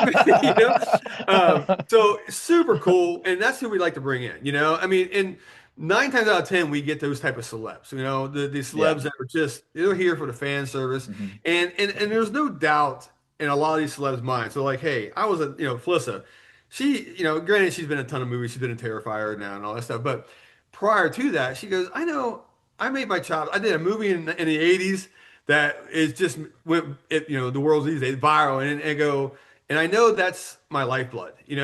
And she knows I'm not going to screw this up. I'm going to have great fan service. I'm going to have the best time, the best attitude of anybody. And I love that about her. And that's why I told her, I go, I don't care what I'm doing. If you just show up, you're there. You got a spot no matter what. And I brought her out. I think I brought Fliss out more than anybody in the world. Yeah. And still, she'll command a line to the end of the world. It's just people are there still to see her because they know they're going to have a good time and they're going to feel good. Exactly. And Yep. at the end of the day, I mean, you look at the Great Depression, right? Let's rewind back in the Oh yeah. early Yeah. 1900s. I'm a history nerd, so Okay. yeah. Yep. Yep. And I learned something in business. I've learned that when people they didn't have anything, they were starving. But they would sell their washing boards or machines for a nick or two just to go spend it on something pleasurable. You know what I'm saying? So never underestimate the will art- of somebody to The feel art of good. distraction. Yeah. Yeah, we all know shit's going on in the world. It's crazy. People are going nuts. But if I get 10 minutes and I feel great with a celeb or somebody or just something, I spend my money on something at Terror Trader, I can look at this post and I feel good about it. It's priceless, and I've learned that in business is make people feel good and it will come, it will come. And I've learned that, like I said, from people like Felissa, and I've watched it happen and I'm like, okay, that's all you got to do. You want to be successful, make people leave your store going, that was awesome. That Yeah. was fun. Yeah. I want to come back. I want to come back, and bring my cousin this time, and all that stuff. So, and that's why we do it, And when they feel good, I feel good, and everybody feels good, So, Awesome. Absolutely. Absolutely. yeah. So anyway, I know I get way off track, but yes, Oh, you're good. August 23rd, 22nd, 23rd, guys, Mesa Convention Center. We're going to do it up, man. It's our Nice. fourth So excited. annual Gathering of the Ghouls. We can do a little zombie dance in the ballroom at the hotel and everything. So You know it, man. We're gonna throw after parties. We're gonna do it all. We're gonna do crazy. Awesome. And like I said, once I confirm what Yeah. we can do in the actual yeah. other hotel ballrooms, Oh man, yeah. you guys are gonna lose it. You're gonna like, okay, and I'm not raising prices for any of this stuff because the people who are doing this, we're doing it for a reasonable price as well. So it's all gonna work out really well. So I'm excited, man. We're gonna have a fun time. And one day will I move out to a different spot? Yes. Whenever a facility that I can walk into, I'm going to test them. And I'm cold. It's as August. I'm wearing a sweater. Then I'll consider it as a venue for our gathering. I've learned my lesson. So I have a question that just popped in my head the other Yeah. day, and I put it on our notes. Let me just make sure I get it correctly. So, starting in the 70s until now, what horror movie from each decade is a must-watch for horror fans? Boy, you put me on the spot on that. Okay. All right. Well, let's go 70s. Then I can go 70s, 80s, and 70s, 80s are going to be my toughest one. So, Yeah. Okay. Yeah, that's but- why I started there. okay. But a must see, right? Okay. Yes. And I'm gonna put this out to like a new horror fan. That's why. Yeah, that's the way I looked at it. Yep. Okay, good. Because I deal with this a lot. I'll have people come in the store and like, yeah, I've watched Scream once. I kind of like horror. I just don't know where to start. You can run a person from this, right? I mean, if I can put you in a path that will just you'll never go back to horror again. You know what I'm saying? So if you took a perfect example, your shirt, Terrifier, right? I'm looking at your. If I took a newbie and I watched Creature from Black Lagoon, I might see another one, and I show them Terrifier, we're done. They're gonna check out, right? So you got to curate a Yeah. proper list, right, to get Yep. someone in there, And so so I do this a lot at the store, and and a lot of these are no brainers. I always tell people, okay, but there's a lot to choose from. I mean, you go for days trying to find something. So, but I'm like, we're gonna start off right off the bat, and in the '70s, and there's a movie from 1973, my birth year of all times, that I wish I was old enough to see it when it came out. That it shocked the world, and to this day still scares the hell out of people, and that's The Exorcist. Okay, you can, I don't. It was a way beyond its time. Now you imagine how scary that movie is right now. All right, now we can watch trailers now, we can watch clips, we can get online reviews.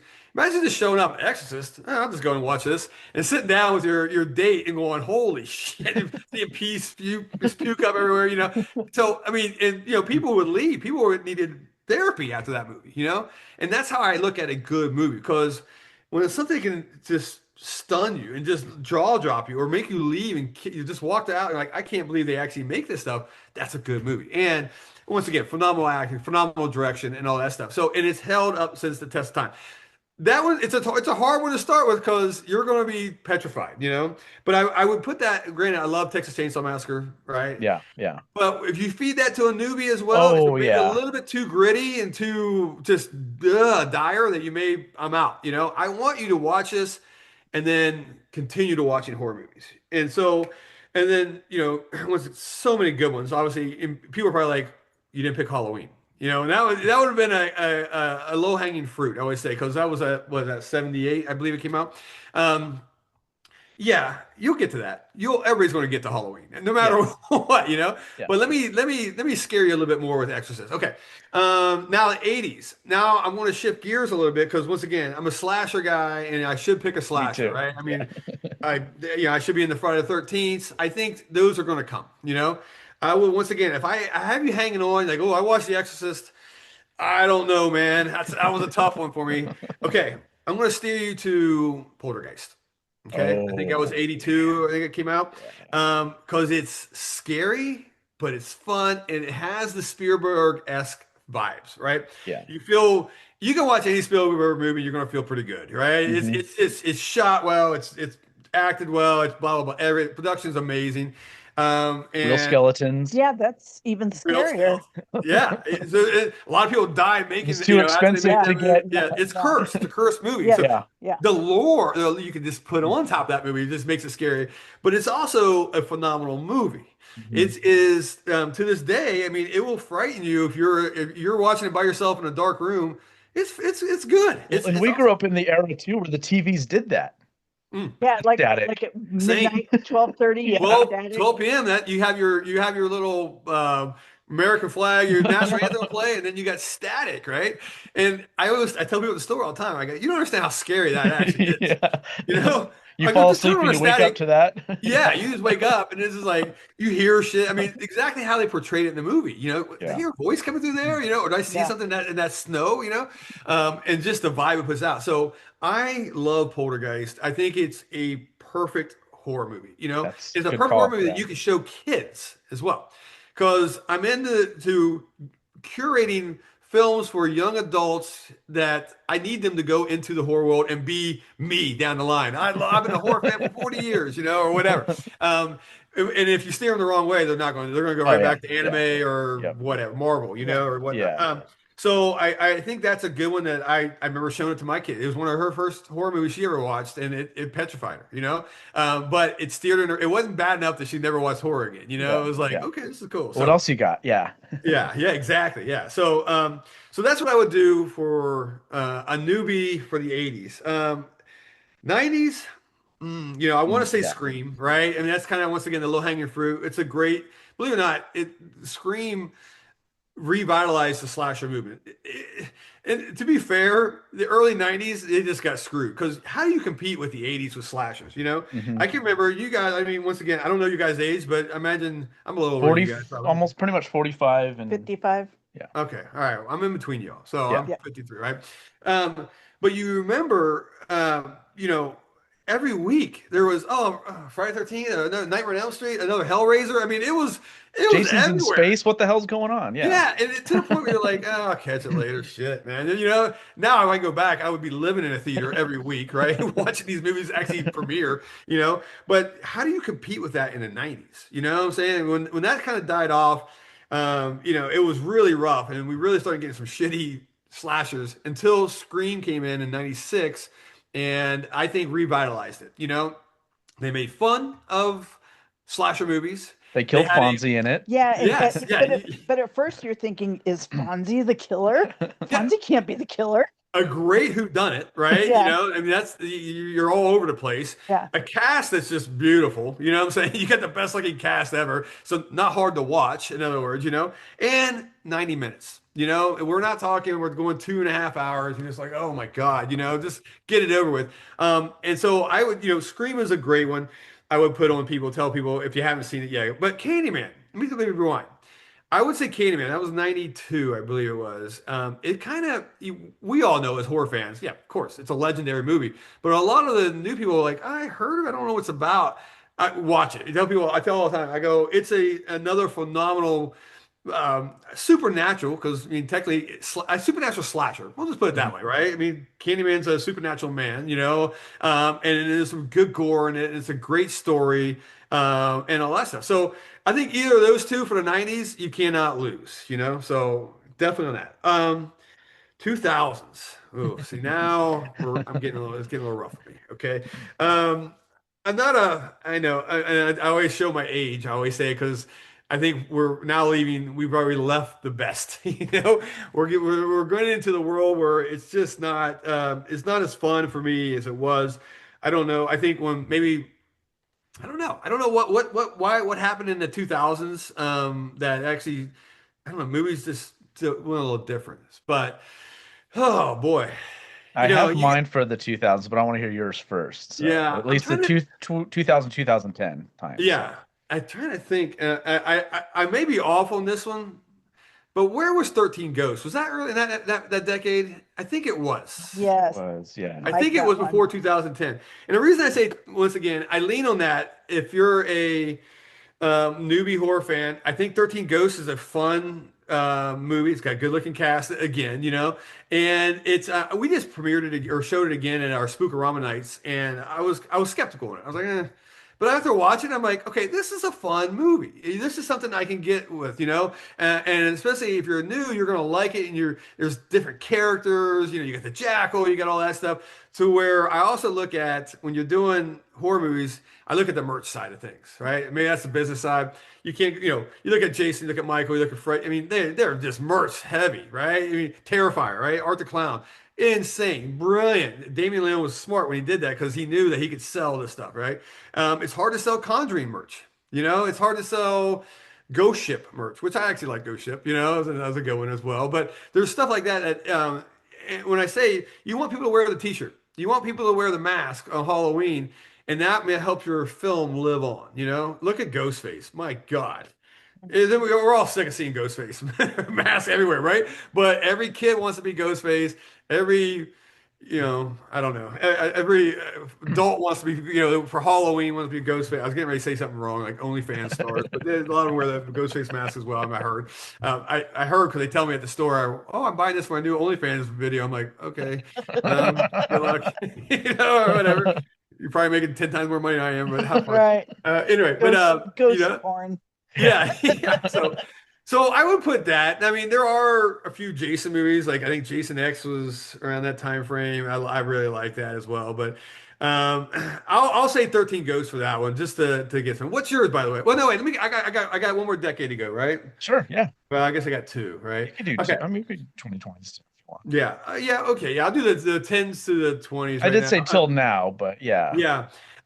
So I like you look at it now, like you look at like Nosferatu, okay? I don't know if you guys saw that or not. Didn't Wow. care for it. Phenomenal movie. Yeah. Shot beautifully. It is, I mean, it is a beautiful horror movie. But man, you got to pack a lunch, all right? I'm a short attention span guy, right? If I'm on an hour, 2.5, I'm like, oh, fuck, That's why you we know? haven't watched Frankenstein yet. We're like, I have. it's long. It took me 2 times to get through it. I Yeah. ain't gonna lie, and I'm a big fan of that stuff, right? I mean, you look at Del Toro. I love his movies. They're very moody, but they like to drag them out very long and all that stuff. So it's rough for me to recommend that to a new horror fan. I'm like, hey, this may take you 3 times to watch it to get through it, but no, I want you to sit down one time, leave there going, shit, that was good, or whatsoever. I like.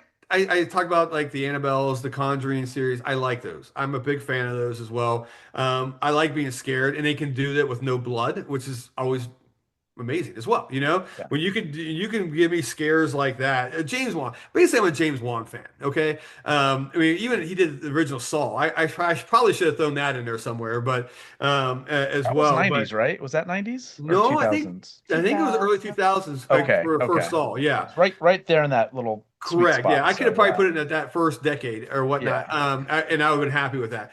But you find a director like that, or just a visionary mind like a James Wan, and then he went and did The Conjuring. He's very hit it and quit it type of guy. He does one, and then he lets them have the series. I actually like that because at least he leaves on a positive note. But like The Conjuring 2 to me is like the perfect supernatural horror film. I think paranormal horror film. Let me put that out there.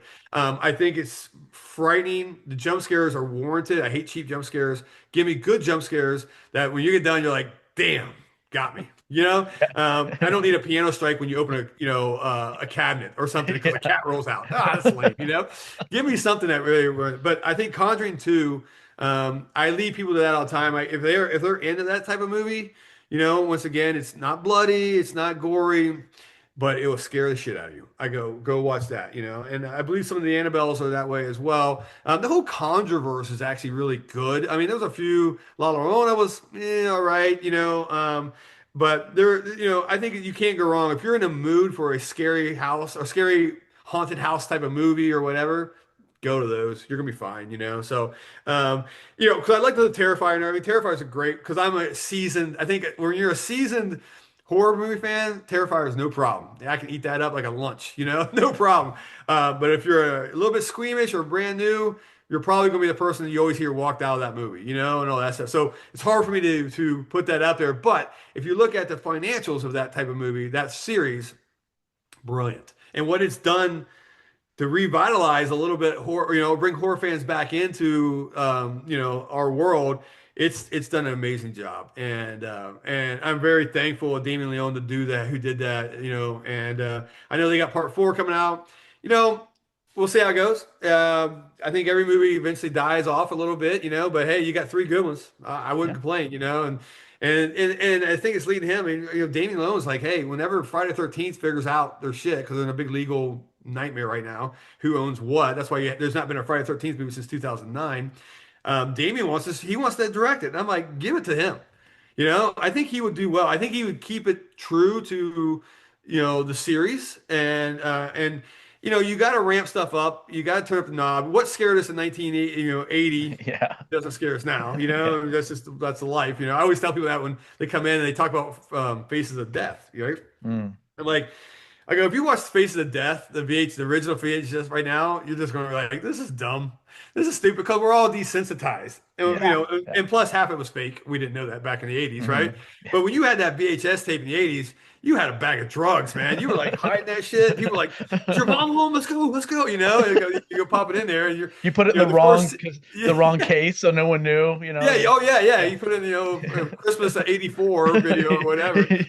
Yeah. But then you turn it on, and the first scene is all these autopsy scenes, and then the host of it walks out of an autopsy room, taking off bloody gloves in the hallway and throwing them into just a regular trash can bin. I was like, this is my shit right here. This is my jam, And the thing was like Dr. B. Gross or something. It was so dumb. I loved it. And you find out half of the deaths are fake, and half of them are real, just bad news footage. But Yeah. that right there was exciting, man. But if you once again fast forward to 2026. Yeah, people are happy when you finish watching it, right? So you got to ramp it up, and I think Damien Leone. I think if he or someone in that vein took on a Friday the 13th, and we could crank it up to where we need to crank it up to, get her, a little over the top gore that we like, or the scenes are just like Jesus, that Terrifier gives us on the regular. I think we can have a good movie. I think we could do that, and I think we revitalize a franchise that needs to be revitalized. I think that needs to be revitalized. I know they tried to revitalize um, Nightmare on Elm Street, which was stupid, and a reason why. Well, it was good actually. That movie, I don't know if you guys saw it, the actual remake of it with Jackie Earl Haley. First Mhm. off, hats off to you, buddy, for stepping in the shoes. Yeah. The Freddy Krueger shoes. That's how do you compete, right? Yeah. So he did it. But they screwed up and they made him a child, not a child killer, but a predator, right? The sexual part. Yeah. And so, how do you cheer for that, Right. right? Mhm. I mean, we all cheer for Freddy Krueger because he had the great one-liners and all that Yeah. stuff. And yeah, he killed kids back in the day. This and that. Well, that's look at Stephen King. He always kills kids.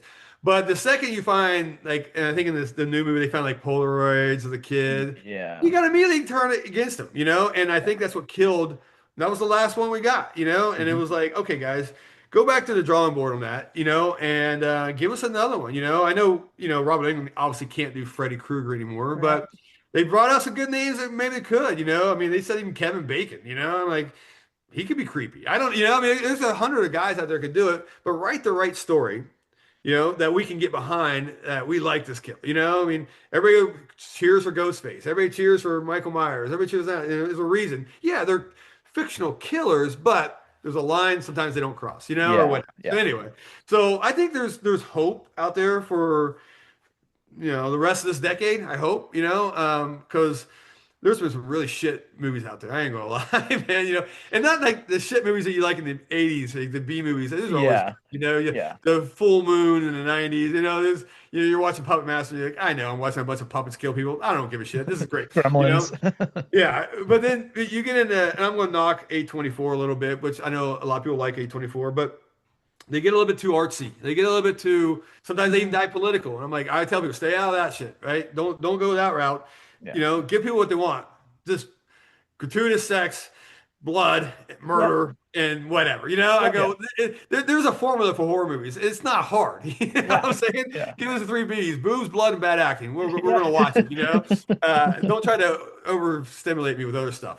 So anyway, but it's I think if we can get back to that, and I think that's why Terrifier did such a good job. I think we can save this genre, and move on, and hopefully there's some minds out there, these young minds that will come out and actually and start making some really badass stuff, man. I'm Mhm. hoping so. Yeah, for sure. For All sure. right, that was mine. Well, I need to hear your guys's. Hit me. What's your decades? I'm 70s, I would go Jaws. Starting I someone didn't off. Think about Jaws. Brilliant, brilliant, brilliant, brilliant. Yes. That was a I good- liked your 80s. I would even go maybe Gremlins, depending on their age too. If we're, because it's a great- fun, but it's still got that scary to it. Oh, Like totally. these little fuckers are coming after me. Like, Yeah. Oh no, Gremlins. Once again, your things are coming back on my mind. Like, how did I forget that? Right. What a great gateway drug. I always said that. into Yes, horror, yeah. Right. It I was think- like yeah, the perfect. I mean, we just showed it again. Like I said, at Spookorama a month ago, Mhm, sold mhm. out. Yeah. That movie's from the '80s, and it still sells a 300-person theater out, man. It's like awesome. So yeah, great choice there too. 90s. Oof. Yeah, It's that a tough was one. '90s a tough one. That's tough. Lost Boys. Nice Was Boys that was 90s? 80s. Last Boys was That was 80s. 87. That was like Oh, 87. that was 80s. Okay. By the way, great Oh, choice. If yeah. you say that. I'm wearing Lost Boys pants right now. So yeah. Well, once again, I got them at your store. So yes, what it did. I mean, what that did to vampire movies was phenomenal because mhm. for the first time we got cool vampires, right? Well, let me Yeah. vampires are always cool. They always had that Yeah. charm, but it was more of a gentlemanly charm, and all that. Now you got the motorcycle ride in California. Fuck, brilliant, man, Yeah. brilliant. In fact, they really haven't been able to reproduce or replicate that since. I don't think, Mhm. Yeah. and give me a good vampire movie like that. I would either go with maybe The Devil's Advocate or Constantine. Either one's a good Whoa. Keanu movie. Yeah, Keanu. Constantine was cool, especially when that starts with that exorcism and shit. Oh man. Which That you're was right. cool. It's a very underrated movie. Yes, yes. And I still sell the VHS a lot, which is shocking. I'll get it I'll buy, a bucket of VHS and, I'm looking for my Fridays, 13s. I'm looking for my Michael Myers stuff. And occasionally you always find a copy of Firestarter 2, which who the hell watch that? And then Constantine. I'm like, I don't know why. They must have made 1,000 of these things. So I'm like, screw it. I'll put it up on the shelf. I always sell it. I always sell Constantine. So I don't know if it's a Keanu thing or it's just a good movie, I guess, you know? So Yeah. pretty cool. Okay, that's a good choice. Yeah. I like that. Okay. I like that. 2000s Cabin Fever. Oh, Damn. Okay. That's a good one, man. That's a That's a great close to home one. Like that's just people drinking water. That is some scary shit. It is a nice gross movie. So you get your nice body horror. To shave the gross. leg scene alone. Oh. And that was I think that's Eli Roth, right? I believe Yes, so. it is. Yeah, One of his first too. Yeah. Yeah, he's another phenomenal director. You know you're going to get into when you get the Eli Roth, right? You're going to get that hostile, crazy shit. Like not everybody likes him. I think he's good. I think he's good. I think what he did with even Thanksgiving, which it's some people like it, some people don't. But I thought that was a fun slasher, and I laughed my ass off on it. I think I had a good time, 2 hours of pleasure watching that. So I enjoyed that one. So yeah, Cabin Fever's a good one. That's a good idea. That's a nice one. Man. 2010s, I would go with It, the first one. Good. Yeah. See, that was okay. Brilliant. Yeah. Another one that we sold out when we showed it recently at the theater. Because it's marketing right there. I mean, that's easy. Pennywise. I mean, yeah. Even I don't know if you guys watched Welcome to Derry. That's that series that just came out. We haven't started yet, so we like to wait till it's done and then just. That was. I ain't gonna lie, that was rough for me. I had to wait a week every time. Boy, I hated that. So you will binge this like crazy. I was like, I don't know how this goes because sometimes when they do these series, I'm like, it's not going to be good. They're gonna turn you on your head right off the bat.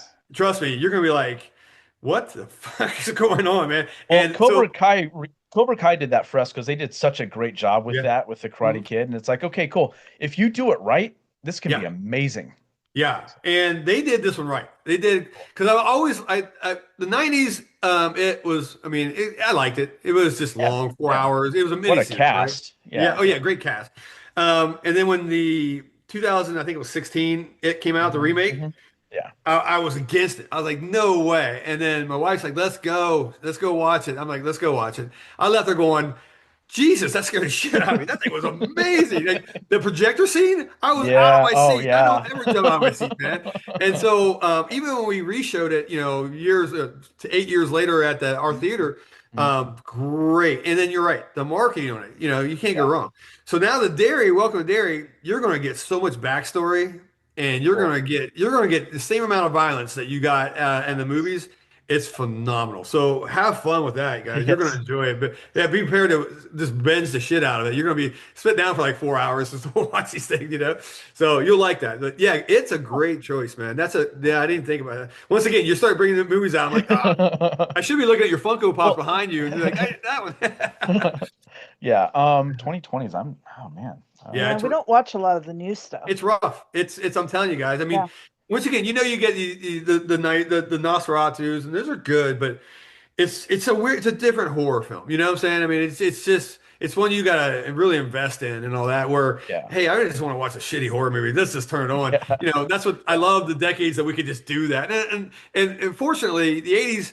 If you can get through the whole 80s library, you'll be 150 years old. You know what I'm saying? Yeah, so we have so much to go back and find. And I even had a guy the other day come out to me and, I think I've seen almost everything. I feel I have, right? Mm-hmm. And he's at the theater and he goes, hey, I got some movie recommendations for you guys to show. He listed off 10 and I'm like, I haven't seen any of these. What are these? Next week he comes in with all DVDs, and these are all, and a lot more foreign and all that stuff. But I've been binging these. I'm like, these are fun, man. So I'm still learning. I mean, to this day, being 50, almost 53 years old, and I still got movies I haven't even seen yet, which is nice. It's kind of nice to get like, hey, you know what? I haven't seen the end of the internet. I haven't seen the end of of the horror world. There's stuff I can still get out there and check out. So, and horror's still subjective too. You know, because there's parts of a lot of movies that could be horror. Like Close Encounters, like when they start like putting those cows to sleep and the birds and all that, it's like that's some scary shit too. Like it's not really a horror film, but like that's just scary to think about. So. Even like if you look at something modern, like I don't consider it horror, but Nope, right? I don't know if you guys saw that or whatever. It's a sci-fi movie, but with real leans to the horror side.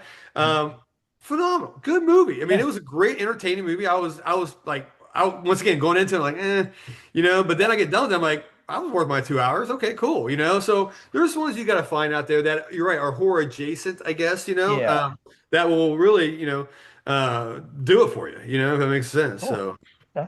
but yeah, Nice. that's a good Nice. list. Okay. Yeah. Hey, listen, I mean, if people are watching this, you just dive into horror. You got some a hell of a list to go into, and then I think the best part, the fun part, is exploring. Yeah. And find out what subgenre you're really into. Like me, Mhm. I'm a slasher guy. That leans of my other subgenre is the paranormal. I like those two. Yes. But I don't like found footage, so I won't lean into the Blair Witches and stuff like that. But I know there's phenomenal movies out there. So I think there's like I looked it up one day. I think this is Wikipedia, which who knows if it's true or not, probably not. But I think there was like 70 to 80 different subgenres of horror, Try that with like romantic comedy. You don't get that, I mean, action you get some subgenres, military, cop, is that, but you're still in maybe a dozen, Yeah. But horror, they just go forever, man, Well, we're metalheads, and it's like you Yeah. see that umbrella too. It's like Oh yeah. everyone hears you're a metal fan, like, oh, you like that rah rah rah. So I'm like, no, like I Yeah. like 80s metal just as much as I Sure. like anything else, and that wasn't Mhm. rah rah rah at all. But No, at I'll all. listen to Yeah. some Cookie Monster vocal stuff too. Hell yeah. But Sure. that's not all it is. But some people, same thing with horror. They're like, oh, you like people just getting killed and stuff. Like, that's not that. Yeah, I It's know. So really I can not. show you a dozen movies that have no one dying in it that would still Yeah, scare you to death, I mean, exactly. and that was something that you see, like, that's why I say the Conjuring series does it for me. I mean, they don't kill anybody in these things, Hmm. I mean, the deaths, or if they do, it's very rare, like maybe one a movie. It's just it's the paranormal jump scare, I'll scare the hell out of you type of thing. It's like, I enjoy that. And sometimes it's a good break because, like I said, I lean toward the slasher genre more than anything. But eventually, like, I'm in the mood for something else, and then I'll throw that in, and I'm Hmm. gonna get my fill, no matter what. So, but yeah, so it's there's a lot out there, and I think it's the fun part of my story of being out there is just I get to talk to people all day. When I'm there, and I get tired after 8 hours of talking, but I'll do it.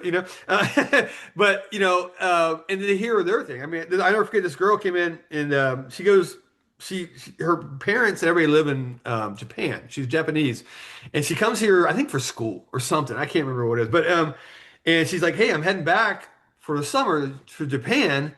I need a list of like 30 movies." So I'm like, Jesus, okay.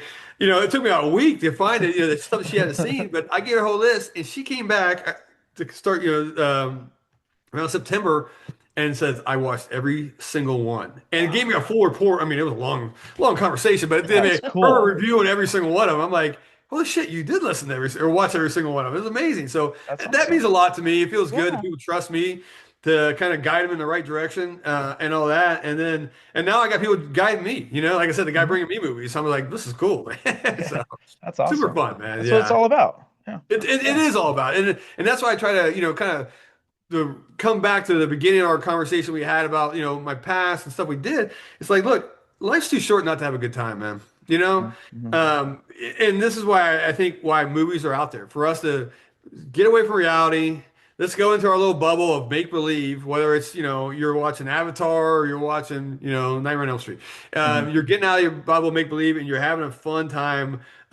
Before you have to get back out of your bubble and get back on with the real life. So, and that's why I tell people, I'm like, no politics, nothing in our store because life it's not that serious in here. Yeah. It's Yeah, we serious out want you to there escape. outside. Yeah. Yeah, Yeah. but inside it's not that serious here. So, if I go the closest I'll talk to politics is maybe The Purge, and I don't even like those movies. But anyway, it's like we'll go from there. But anyway, but yeah. So Yeah. and then, you know what, and people appreciate that. People will come Mhm. at me like, "Thank you, man." Yeah. Yeah. And I've had people in my store that I know their background. I know a guy he was a cop, and I talked to a guy that was he was just a hardcore, like I think an Antifa guy or whatever. And these two are talking because they're both in civilian clothes about I don't know what fucking horror movie I was talking about. They went on a 30-minute conversation. I'm just sitting there going, "Oh, if these guys knew what each other were out in the real world, they Yeah. hate, they would kill each other." I Yeah. go, but right now we're in our own little bubble, and it's just Hmm. freaking amazing, man. So I Exactly. love that, man. That makes Yeah. me happy in life, Yeah. So Very cool. anyway, Ah. here we go. So are there any celebrities that you would like to have that you Mhm. haven't been able to book yet? Yeah, I mean, there's definitely a lot that I'd like to grab. I mean, in a lot of the big names, they come with a big price tag. So you're not going to Robert England's. I don't have exact prices for these guys, but they're in the hundred thousands of dollars to get Ooh. Well, maybe they have to make that much. Yes. Right. Yeah, they have a So or you got to have make sure your pay con it. can Yep. provide that Yeah. much. Once again, Sandra Peterson, I guarantee she's 100. I don't quote me on this, Yeah. but I bet she's well in the We six have digits. ideas too. Yeah. Yeah, for sure. Well in Yeah. the six digits to just get Mhm. booked. And guess what happens if she doesn't make those six Yep. digits? Guess who's paying it? Yeah. Yep. Okay. So you got to be really selective and Yeah. careful and know the growth, right? Mad Monsters, they're pulling in, 20, probably 30,000 people. I'm guessing. I don't know, but We've actually never been. We prefer yours from what we've thank heard. you. Thank you. Yeah, and we're not. And Yeah, we're not saying and it because you're on. Like seriously, like thank- people have tried well, convincing us to go. I'm like, I'd rather just go spend the money at Jason's thing. Like, Thank you, man. Yeah. And to be fair, like, okay, we try to be different than them. and I got to drive to Glendale. Fuck Yeah, it's a long ass drive. I know. Yeah. We're down in Santan Valley, so that's a really Okay, yeah, far you're drive way for out. us. Yeah, you're farther than me. All right, yeah. But in Mad Moss, in its defense, if you are celebrity focused, it's a great con. Mhm. It is a great con because they bring in 20 to 30 celebs, right? I mean, they bring in a shitload of celebs, and most chances there's one in there you need an autograph from or whatever, right? They secondary is their vendors, okay, and they have some great vendor pool, but there's no fluff. And I'll tell the owner of this he can tell me, well, I'm not trying to knock your con because you have a really good con, very successful con. But after that, there's nothing to take pictures of. You go to a panel or two and then you're going home, thanks for the $50 ticket or whatever. Yeah. For us, I bring less celebs in. I will bring about 10 to 15. But I focus on my vendors. I want my vendors. In fact, we push them hard to make their own booths, almost photo ops. But I like building sets. I like building photo ops. I want your phone filled with just fun stuff, right? And all that. Just kind of like the store. So that's how we offset the amount of celebs. Like, we don't have many celebs, but you're going to have rooms with photo ops. You're going to have haunted houses to walk through, blah, blah, blah, stuff like that. Yeah. And I think that's makes our con different. So people can go to both and it's still the same, and all that stuff. But, when you're, like I said, picking those celebs, I would love a Bruce Campbell. Right? Yeah. Unfortunately, I can't afford Bruce Campbell right now, yet. I want to say yes, Yeah. We're getting there, and I know I have to crawl, walk, run. I know I just can't start sprinting. Kind of tried to sprint last year. Got caught on that a little bit, right? You missed the hurdle on that one. Yeah. Yeah. So, and I learned my lesson a little bit, and so we're going to take it. You know what? Maybe in 5 years there will be headlined by Bruce Campbell. We do a podcast. We get it. Like, we started off running. I'm like, no. Let's dial it back. Let's start crawling again. Yeah. Yep. Yeah, you take your time on it, and I think that success will come. I know when we first started Terror Trader, there wasn't a day you probably didn't see me online on doing something crazy, screaming at people and this and that, right? I'm from the the old school P.T. Barnum mentality on how to make a scene. When you're brand new in a big town, you got to make a scene. So, P.T. Barnum always said fireworks, right? You got to have fireworks going off around your store, right? Well, and so that's what I was doing to get the name, because I knew we had a good store. And I knew if I get you through the door, I got you. If you're a horror fan, I got you for life, right? Oh, yeah. You're going to always want to, hey, I like this place. This is cool. But it's just, we set up Saturdays like, okay, we'll hit Spookies because they close earliest. Yeah. We'll hit Zia real quick because it's next door, and then we're going to end up at Terror Trader. Hell yeah. I love it. Yep.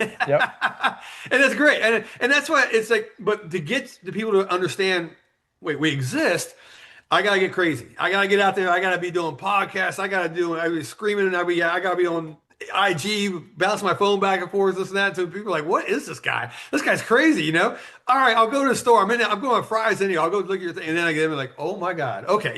So, doing that, and I still do that to this day. I've slowed down a little bit on that, just because maybe people are sick of seeing my face. I don't know, but you do a great job. Thank you. Yeah. But I think you have to do that, and I think with our cons, we're doing that as well. And I think once again, every year it's a big snowball. It's just getting bigger and bigger and bigger. And then one day I'll have Ash Williams at my con. Now he may be gray haired and on a walker, but I'll have him. I promise. So I'd love to have him. But there's a lot of other celebs out there, that are, that I'd like to get. It's hard sometimes because Mad Monster convention is like a month and a half prior. And Yeah. we have a 90-day window that we like, hey, we don't want you to appear at another con prior Hmm. just because it waters Yeah. it down. Now we've And broken some down a few places times. have contracts for that too that go, you can't perform in this Yes. Competition. amount of miles this many days after this event too and stuff like that. Correct. So, Yeah. yeah. Yeah. And it's you got to look at all that and all that. Hmm. And, Hmm. and there's, different agents that we deal with. Some of the celebs cross over as double agents and all that stuff. So, there are some agents we work for. The guy who supplies Mad Monster, Hmm. he super nice dude, but he's like, hey, I like this gig. Because Matt Moss is they travel too. Yeah. I don't want to jeopardize it by, and maybe the owners may get mad if I start bringing my celebs to your con. And I go, dude, I totally understand. That's business, man. I totally understand. There's plenty of, agents I can deal with. And I appreciate you telling me that, why you should just ghost me and never talk to me. So at least I know while that con's there, I'm not going to get your pool. That's fine. No big deal. I'll go somewhere else and all that, which is plenty. But a lot Yeah. of times now the celebs are coming to me and they're kind of, they sometimes they just don't feel like dealing with their agents, and it's like, hey, deal with me, I'll do it, and they cut out the middleman for a time. 'Cause we are still a smaller convention compared to like, the big ones in California and all that stuff. So, and I know that I have no problem with that, and we're fine with that. I don't need to be a mega 100,000 attendee con. That's great. I feel that maybe I'll lose sight of things at that point. Hmm. I still think it's homegrown feeling. I think people, you're going to find me running around with my hair on fire. You catch me in the set and talk for a minute. I've got 20 things, but I like that. Vice, an owner doesn't even show up to his own con, which I've seen that a lot. I just don't believe in that at all. I want to be hands-on. It's stressful as hell. I ain't gonna lie. I know. It's my I whole can life. imagine. You're just like, why do I do this? But then you get done, you're like, that's why I do That's why I it. do it. Yep. I see all the pictures, I see the smiles on people's faces, and then people come and tell me like, dude, that was awesome. Or hey, you're the only con we go to. And that means the world to me and my wife and everybody who works for us and all that stuff. So because we put a lot of hard work and effort, just like you guys do in your show and all that stuff. And it's nice when you start seeing it, the fruits of your labor, Yes. and Yeah, absolutely. so we have fun with it. So, Yeah. and I think when I stop having fun, I'm retiring. I'm done, and Yeah.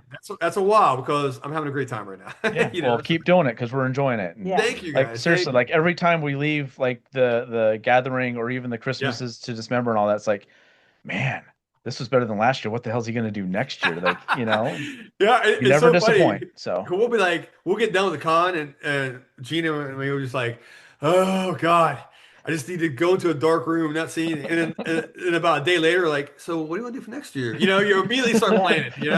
Once you get through 24 hours after, you're like, okay, hey, that was fun. That's good. You forget all the hardships, and all that stuff. Yeah. But all you do is remember the smiles and the laughter. And to be fair too, I've never really had besides even last year, right, when we had the heat issue with the Hmm. ACs, um, it got stressful. It got stressful, and 95% of people were cool as hell with us. There's 5%, but you're gonna have 5% anywhere. That were just Yeah.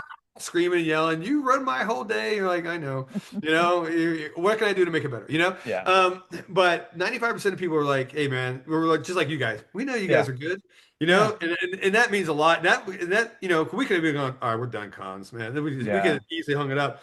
But no, actually, you guys motivate us to like, let's keep going. Let's fix what we had to fix and make this next one better, and just keep it going. So we will always keep it going. And I get that at store. I get people like won't even say a word to me. I'm catching them out. And they'll say, can I tell you something? Yeah, I'm sure. What you got? Never stop existing, and then they'll just walk out. I'm like, Yeah. that's awesome. I love hearing that. Yeah. Thank you. Yeah. And we won't. We're going to keep going. And I will retire one day. I do want to somehow dip my toes in some sand somewhere on a beach. I don't know, as an old man. But I promise I will sell or hand off Terra Trader to someone has double the enthusiasm that I do. I promise you that. I will not let that Yeah. store die. We already have a few friends we know that we could put you in touch with. So. Good. Okay. Good. Yeah. Well, Because I one mean, of them's one that did a panel for you, which Matt that was Mason. awesome. Matt Mason from Fear Frontier. Like, yes, those guys are that was awesome. so cool because I got to film that and everything, and that was a lot of Yes. fun. And Yeah, so, I want to actually. Thanks for reminding me. I might bring them back too because I like doing panels. That's the second day. Like we'll do mhm, the movie stuff in the theater that day, but that room yeah, was perfect for panels, mhm, and that was a really fun one for them. The yeah, paranormal stuff, man. I really yeah. enjoyed that. And And thanks for that reminder. I need to contact him. he's expanded his business. He It's now has it's full time. Spirits of Yeah. the Bordello. No way, Yeah. really? Yeah, Yeah, so okay, it's a I got it. daytime tour too, and yeah, so he's like full time, like he owns it, Amazing. and it's like we're so happy for him, and Yes. like same thing with you and everything else. Like this horror community is just awesome. I mean, we learned about you from Spooky Swirls. Yeah. Like Oh, great. Yeah. they're like, I'm Which surprised you guys aren't at that event right now. Like, what event? Like, what's this Terror Trader? And Yeah. man, ever since then, at yeah, least like Spooky's once a a month, or yeah, we're over there. Yeah. And I think that's what's the cool part is like, once again, we're all in this community and we all want to help each other have fun, right? And have a good time. So it's cool. Like Spookies we'll send each other customers back and forth, like, what are Yeah. you doing today? Oh, we're gonna look at some food. I'm like, really? Because you need to go there, before 3 o'clock before they close, Yep. Yes. Yeah. And, Yep. and then we'll get people from Spookies like we were just getting a cupcake and they told us to come here. Holy hell, So it's really cool to help each other out on that because Hmm. Hmm. once again I said at the beginning of the podcast is there's no necessity here. This is a desire, this is a want, and I need for me to make people spend their hard-earned money with us and our vendors. I want you to feel good afterwards. I want you to leave there going, I can't believe I got this and I got it for cheaper than they blah blah. I love that. So and I think it's all us helping each other do that, and I think we'll keep this thing going forever, man. I Yep. really do. So I hope Awesome. so. What do you have coming up in the future? Good call. Okay.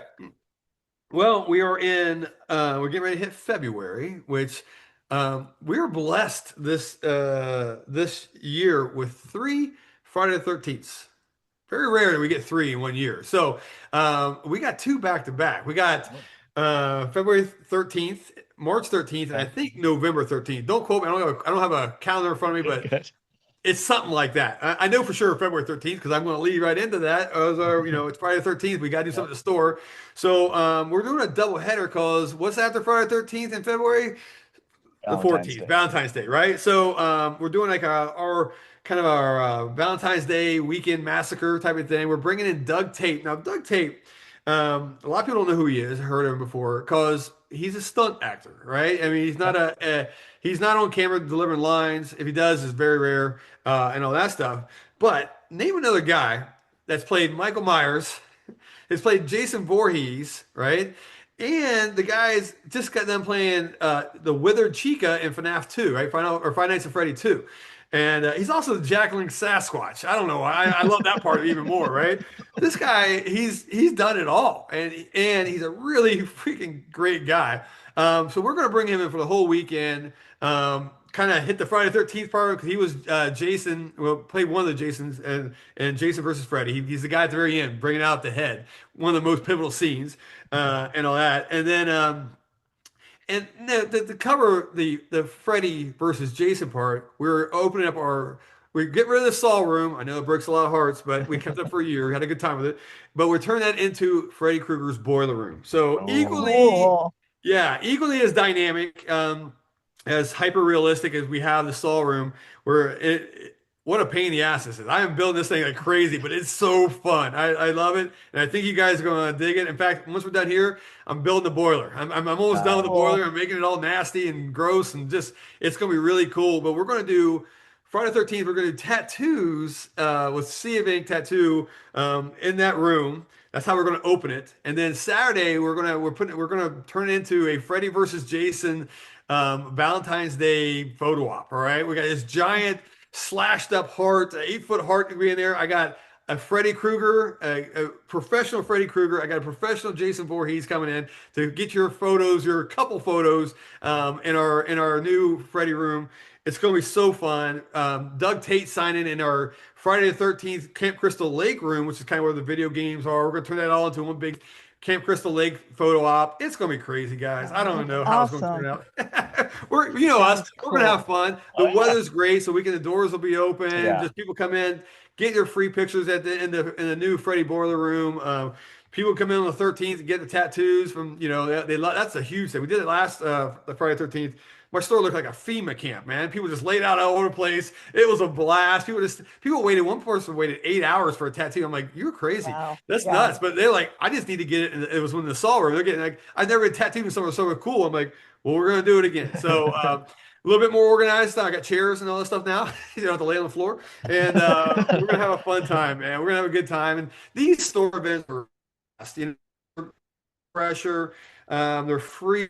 People come in. I mean, yeah, if you want an autograph from Doug Tate, you got to, get an autograph. He's very affordable, and he is going to give you whatever you need. I mean, the kids are going to freak out because he was in Friday Nights at Freddy's. I mean, that's a big one right now as well, and all that stuff. But the old school horror fans are going to love him too. So it's going to be a blast, man. We're going to have a fun time, and then we got a few other things coming up here as the months progress. I'm not allowed to say yet, but we'll have another event before the weather gets, we start getting into the heat and all that stuff. But there's some movements we're making right now that we're just still in the signing phase and all that stuff. But there's some stuff that's going to blow people's minds. So I always tell people, stay tuned and keep watching our Instagram or Facebook. We'll keep you updated as quick as possible. But in fact, our next announcement will be, like I said, Gathering of Ghouls. You guys heard it here first, which is That's cool. awesome. Thank you for giving us that exclusive. Oh, We yeah. appreciate it. Yeah, I'm pumped, man. You guys have always been so good to us, and we Oh, love when you guys come in the store. And like I said, phenomenal podcast. I love seeing you at the events, and it's just fun. I think you guys, the epitome of community for us. Yes. It's what we like, and you come through. We all got the same smiles on the faces. You guys pop in. It's always fun, man. So Before we close out, I have to tell a funny little story real quick. Was it Gathering of the Ghouls 1 or 2 when you stalked Michael Myers? oh, One. So he was walking around, the whole Yeah. convention. So Justin said, I'm going to teach him a lesson. So Justin started following him around the store, and he kept turning around looking. And Justin would just stand there and look at him, and he'd move on, and Justin would move I on. tilt I my love head a it. little bit. Followed Did him the head all, tilt? all around the convention. And then Justin finally said, it's not so fun, is it? And Yeah. then the guy kind of chuckled a little bit. Oh, I love that. That is so cool. 'Cause I love that. That's a great experience. How I can tell people that's what I mean. You walk around our cons for those who haven't been. Holy hell! I mean, it is some of the best cosplayers. Whatever. It doesn't matter. Even the celebs will just be mingling out there.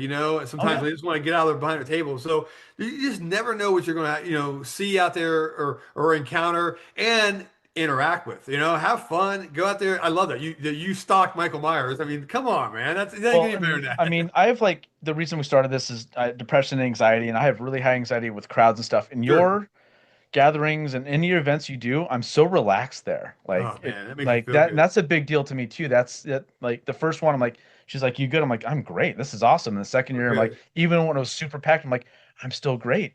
And Oh, then, like man. tomorrow, Matt and Fear Frontiers doing their event. That's gonna be fun. Like I was just excited Yeah. and looking forward to things. I didn't once get panicky or anxious or I'm anything. glad to hear that. And even they do get overcrowded. They get very crowded. In fact, this year we're like I said, we're spacing things out. I'm even opening up all the edges of the main hall will just be nothing but tables you can sit down and get away. I used to put vendors there, but I'm backing that out. I want people to be able to chance to stay at the con. Because some people have anxiety issues. I mean, me too. I don't like being in big crowds, man, And eventually I'll be like, I gotta get out of here. But if there's a place where you can break and get away, go sit at a table, okay, no one's touching me, I'm fine.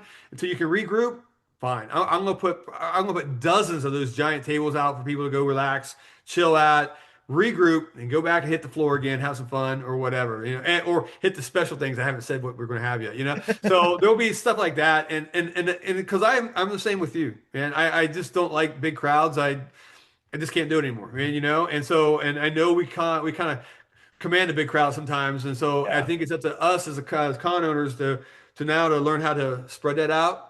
Space it out, and I want everybody to feel comfortable, man. Have a good time. You do. Awesome. You do. Thank you guys. Thank you so much. 100% do. So You are an amazing human being, Thank and you. we appreciate everything you do. yeah, you guys do a great job. I mean, we're so happy you're here. Being an Arizona native, I'm like, yeah, we need this, and it's Thank just great. you. So thank you. It's good to hear that. Like I said, it means a lot because all from our staff right now who's working their asses off right now at the store to, us here. And, we're all like 20 different places trying to make one place amazing and have fun. And to be able to hear that and be able to interact with you guys and, come on your podcast twice. Thank you, by the way, which is awesome, to be able to Anytime. come in and run my mouth. Yeah. I like to talk. I don't know if you guys No. noticed. We love that. We've had the opposite where they don't like to talk so much, and then Yeah. running this is easier. So Yeah, this is much easier. You're I'm good. happy, man. I could go on for 4 hours. My ass is killing me right now from sitting. So you're good. So I if really you want, appreciate it. Yeah, no, and if you just want to tell everyone again where to find you and everything you guys are doing, and then we'll get going. Absolutely. Okay, so for those who watch this, you're in Arizona or you're coming to Arizona, if you're visiting, well, everybody comes to Phoenix one way or another. I mean, I guess, you could end up other places, but most people start in Phoenix. But we're 15 minutes from the airport, guys. We're in a place, it's this town called Chandler. It's Terra Trader. You can look us right up. We're the only Terra Trader in the world. You pop us on Google, our address come up. I give you the address, no one's going to remember it. It doesn't even matter anyway. But we're close to the airport. We're kind of close to everything. We're open 5 days a week, though. So that catches a lot of people off guard. They come on Monday or For Tuesday. October. Yeah. Oh, in October, we're all 31 days. Yes, absolutely. But just check our social media, guys. Just Terra Trader at everything, right? You can just find us on I think we're on TikTok as well. I don't do much TikTok. Sometimes I just feel too old sometimes doing it. I don't know. But Instagram is what we're really hammered down, and Facebook as well. They keep you up on updates. But like I said, you're in town, you're going to come by, you're looking for something to do on Valentine's Day or Friday the 13th. Pop by the store. You're going to have a blast. It's going to be amazing. Check out our amazing vendors. Support local. That's a big thing we do here. I mean, 90% of our stuff is handmade or, made by our vendors in there. The very few mass-produced stuff that we have in there. But the mass-produced stuff we have is really cool. So either way, come in there, have some fun, and support these. 70 vendors. All right. These guys are just hardworking people, just like me and you. We all go to jobs. We all do our thing. And this is how we put food on our table. And you'll see the passion that these guys have, to just drive as hard as they can to make us happy, make everybody, you guys happy. And so come support them and say hi or just pop up to the counter and just talk some horror. I always tell people you don't have to spend money in our store. Just come come bullshit with me. I love talking to you guys, So, and it's fun for me, this is my giant man cave, what my wife tells me all the time, she's like, yeah, I can't have a lot of stuff at home because she makes me have it all at store, but it's like, it's fun. But I enjoy talking to all horror fans, regardless of age. It's cool. I had probably one of the best conversations with a 6-year-old the other day. It was amazing. The kid's seen a lot of horror movies. I was looking at his parents. I was kind of judging parents. I'm like, really? All right, well, we have friends. Their daughters too, and she was all over the last convention. I got to see the spookies. I have to see the spookies. Yes, that's so good. I love it. It's so fun. Kids are the greatest when they come in. You see them have just the smiles on their faces because you got to think too. We're adults, we're grown, but imagine looking up at a 6'8" Michael Myers or something, just like, holy shit, this is great. And these are memories these kids are going to have for life. I guarantee you, I say this a lot about my store. Like these kids will come in here and they just run around nuts. They just go crazy. They see the big werewolves and all that stuff. They probably won't remember the word Terra Trader. They probably won't remember, but they're always going to remember growing up. Man, where's that place that had the Yes, had monsters everywhere. There was human skulls and places. I mean, so these are stories they're going to have, and I love that. And this is something that it's going to help the future generation. Hopefully one of these kids will turn the 2030s into the 80s again. Maybe that's a possibility. I mean, we'll see. So I feel it's our part to keep them interested and keep them having fun with it, and we'll keep doing it, man. Awesome. You're doing a great job, and just keep up the great work. So thank you guys. Thanks again for doing this. We appreciate it. All right. Well, we'll see you guys at the store next time. Oh, absolutely. So thank you guys so much for having me, man. Oh, thank you. Thank you. Heard it here first. An exclusive. So cool. Sorry about the clipping if it comes through. It might not. It might just be on headphones. Hear it. I turned down the volume. I'm turned down yours just a little bit. I turned them up a little bit because when we had Daryl on, they were a little quiet. So bring yours down too. We'll things. Sometimes it doesn't transfer, so it could just be the headphones. Yeah, hello, little lady. So that was awesome. It was fun. I mean, there's a lot of stuff on here we didn't even talk about. Yeah, we didn't. But we'll save it for next time. maybe guy has an amazing military career. what a life What- already. I what mean, a geez. great American Done hero. done a lot of, yeah, he's just a good dude. Yeah. And he's a lot like us, where it's like if we have to, we will, but we prefer not to do politics and stuff. Let's just hang out and have fun. Like that's the whole reason for doing this. Like there's a lot of people that think one way or the other with us and whatever, and then that's great. That's what we want to be. We're more down the middle than anything if we're gonna get into anything.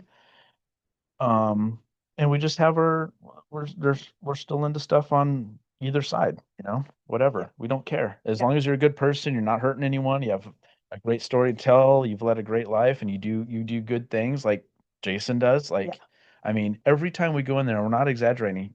He's like, "Oh my God, hey, how's everything going? How's the podcast?" Yep. That's it. It's like, dude, awesome. And that's what brought this up. Is like, we went in there and I was like, yeah, we loved having you on. We love having you on again. It's like anytime you want to talk. And he's like, what episode was I on? I'm like, what episode was that? And went back. I'm like, I'm going. I'm like, 41. Yeah. I was like, we just did 200. Like, that's just crazy. So, but yeah, we got the exclusive. We get to air that 2 days before they announce it officially. Cool. So that's really cool. I'm glad it's back we were so excited about Rawhide. Yeah. Because just we knew what it was and what it looked like, and it was also good to get the story straight on what happened. Yeah. But man, I'm glad to hear that it's back at Mesa Convention Center. I don't know why, but that's just where it should always be. Feels like home. Yeah, the first one was there, and that was just awesome. And then the second one, like he was even talking about, like it was elbow to elbow. Oh yeah, it was. But I still didn't feel like all I did is I went up to him and like I said in the episode, I was like, "Hey, what are you gonna do for next year, man?" He's like, "I don't fucking know, but we'll figure it out." In the midst of all the chaos and everything at those events, he still stops and talks to us. We talked to him at the Christmas one. Yeah. That was a lot of fun when we were waiting in line to see Tyler Main, and that story was so cool hearing that. Like that's so cool with Tyler to just say, "No, dude, let me just hang out." He's like, "That's an awesome idea. That's all it is. It's just me." He's like, "Just you." He's like, "Damn." All right, I will be there. And he was. Yeah. I'll have no competition. Perfect. Yeah, that's Yeah. Grand Marshal or whatever. Yeah, like that's just super cool. That just says a lot about Jason too. There's like, no, I just want one big celebrity. And not only is he a big celebrity, he played Sabretooth in the original X-Men, and he's played him throughout the years too. He was Michael Myers in the remakes with Rob Zombie, which I thought was really cool. And the outtakes are funny. If you want to see the sense of humor he has, which he was in Joe Dirt too, so he can do comedy as well. But larger than life in more ways than one. He's just a big dude, but just super cool. Like, and it's just great to hear that. And yeah, like Felisa Rhodes, like he was talking about, like she's always at him, and she's always just has a great line of people and everything. Well, she had an iconic scene in Sleepaway Camp where she used a curling iron as a murder weapon. That's Yeah, gnarly. that's cool. Yeah. Yeah, the creative ways of killing things, Exactly. Yeah. killing people. Yeah. But I mean, literally 2 weeks before Christmas, we were in there shopping for stocking stuffers. Yeah. And we got And at Christmas, just remember I got a new hat, Chucky hat, yeah, and we got stockings, and that tin haunted house for the patio. yeah. That's right. Always buying Yeah. stuff Oh, there. we love that place. Yeah, it's just we make a week or a Saturday out of it because, like we said, there's a couple other things we'll have to do. Follow there. them because every now and then they catch some paranormal stuff on their in-store cameras, which is always fun. Yeah, and they've expanded since they opened and everything too. And we're at first we're kind of like disappointed to hear that it wasn't right next door at the events, but once they did the first real Gathering of the Ghouls at the Mesa Convention, I'm like, oh, this is okay. what this can become. And then the second one, and I'm just glad they're back. Yeah. Like the third part of that trilogy was get to the parking's easy. Yeah. And Rawhide wasn't bad. It was just very tricky a little bit. It's just Fortunate. It's just unfortunate, yeah. But wherever they have it at is great. And I'm glad he has the same mentality of a lot of us, people that live in the outside of Phoenix. It's like, please don't do Phoenix if you don't have to. Please don't do Phoenix if you don't have to. And he's correct on it. It's $20 a park. You can't take cash. Everything's card now, which we found out at the Dream Theater show, Yep. which I know I would say complained about, but it is a big deal because we're people of like, well, let's get cash out just in case. Right. And then we didn't even get to use it, so we had to redeposit it. Just good job, Pete. I think But- she's ready to end the show. Yeah. Anyway, Terror Trader, check them out. Yep. We'll have all of that in the audio notes, and we'll encourage you to watch it as well. But what a great story! The Seagal thing was awesome. That was a great way to kick it off. Talk like that too. He really talked. Jason, Jason, want you I to need take you to some stretch me photos. out. All right, dude, stretch you out. Sitting in the big I chair. had a loaded gun facing me for like 20 minutes. Like, That's dude. scary. Yeah. But yeah, so just great stuff. Thank you so much for your time, man. Yeah. That is the biggest commodity you can give is your time. The most precious. Precious commodity. Yeah. Is your time. That's your time. Can't get it back. It's the only thing you can't get back is time, and we appreciate everyone's time. Yeah, So, sure. So Awesome. close us out. Yeah. So intro and outro music is provided by Arizona prog metal band Temporal Displacement. You can find their music anywhere you listen to your favorite music, and follow them. Music's awesome. You can Master stuff coming out soon. You can email us at drummingupconversation@gmail.com. You can find us and follow us on Instagram, Facebook, and YouTube at Drumming Up Conversation, and on X. I'm gonna do the Dom pose Yeah. because I'm wearing my Dom shirt. Yep. At Drum Conversing. And you can listen to our podcast on Spotify, Apple, or wherever you listen to your favorite podcasts. You can watch our video version, which we highly recommend, on YouTube, and that's at Drumming Up Conversation. Don't forget to do all the great things: subscribe, Follow. rate, follow, 5 Please, stars. helps us. We want to do Instagram live and stuff. We can't anymore because it's 1,000 followers or more. So help us Yeah. get to that 1,000 followers And check out our do something for- IMDb page. yeah, our new It's IMDb awesome. page. It's just Drumming Up Conversation. It was Yeah. cool that no one else had it. Yeah.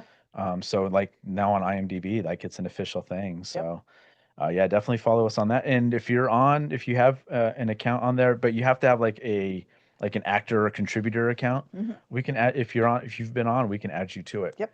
Which is really cool. So yeah, we appreciate everyone. This has been just another fun, great episode. This is why we do this. Yep.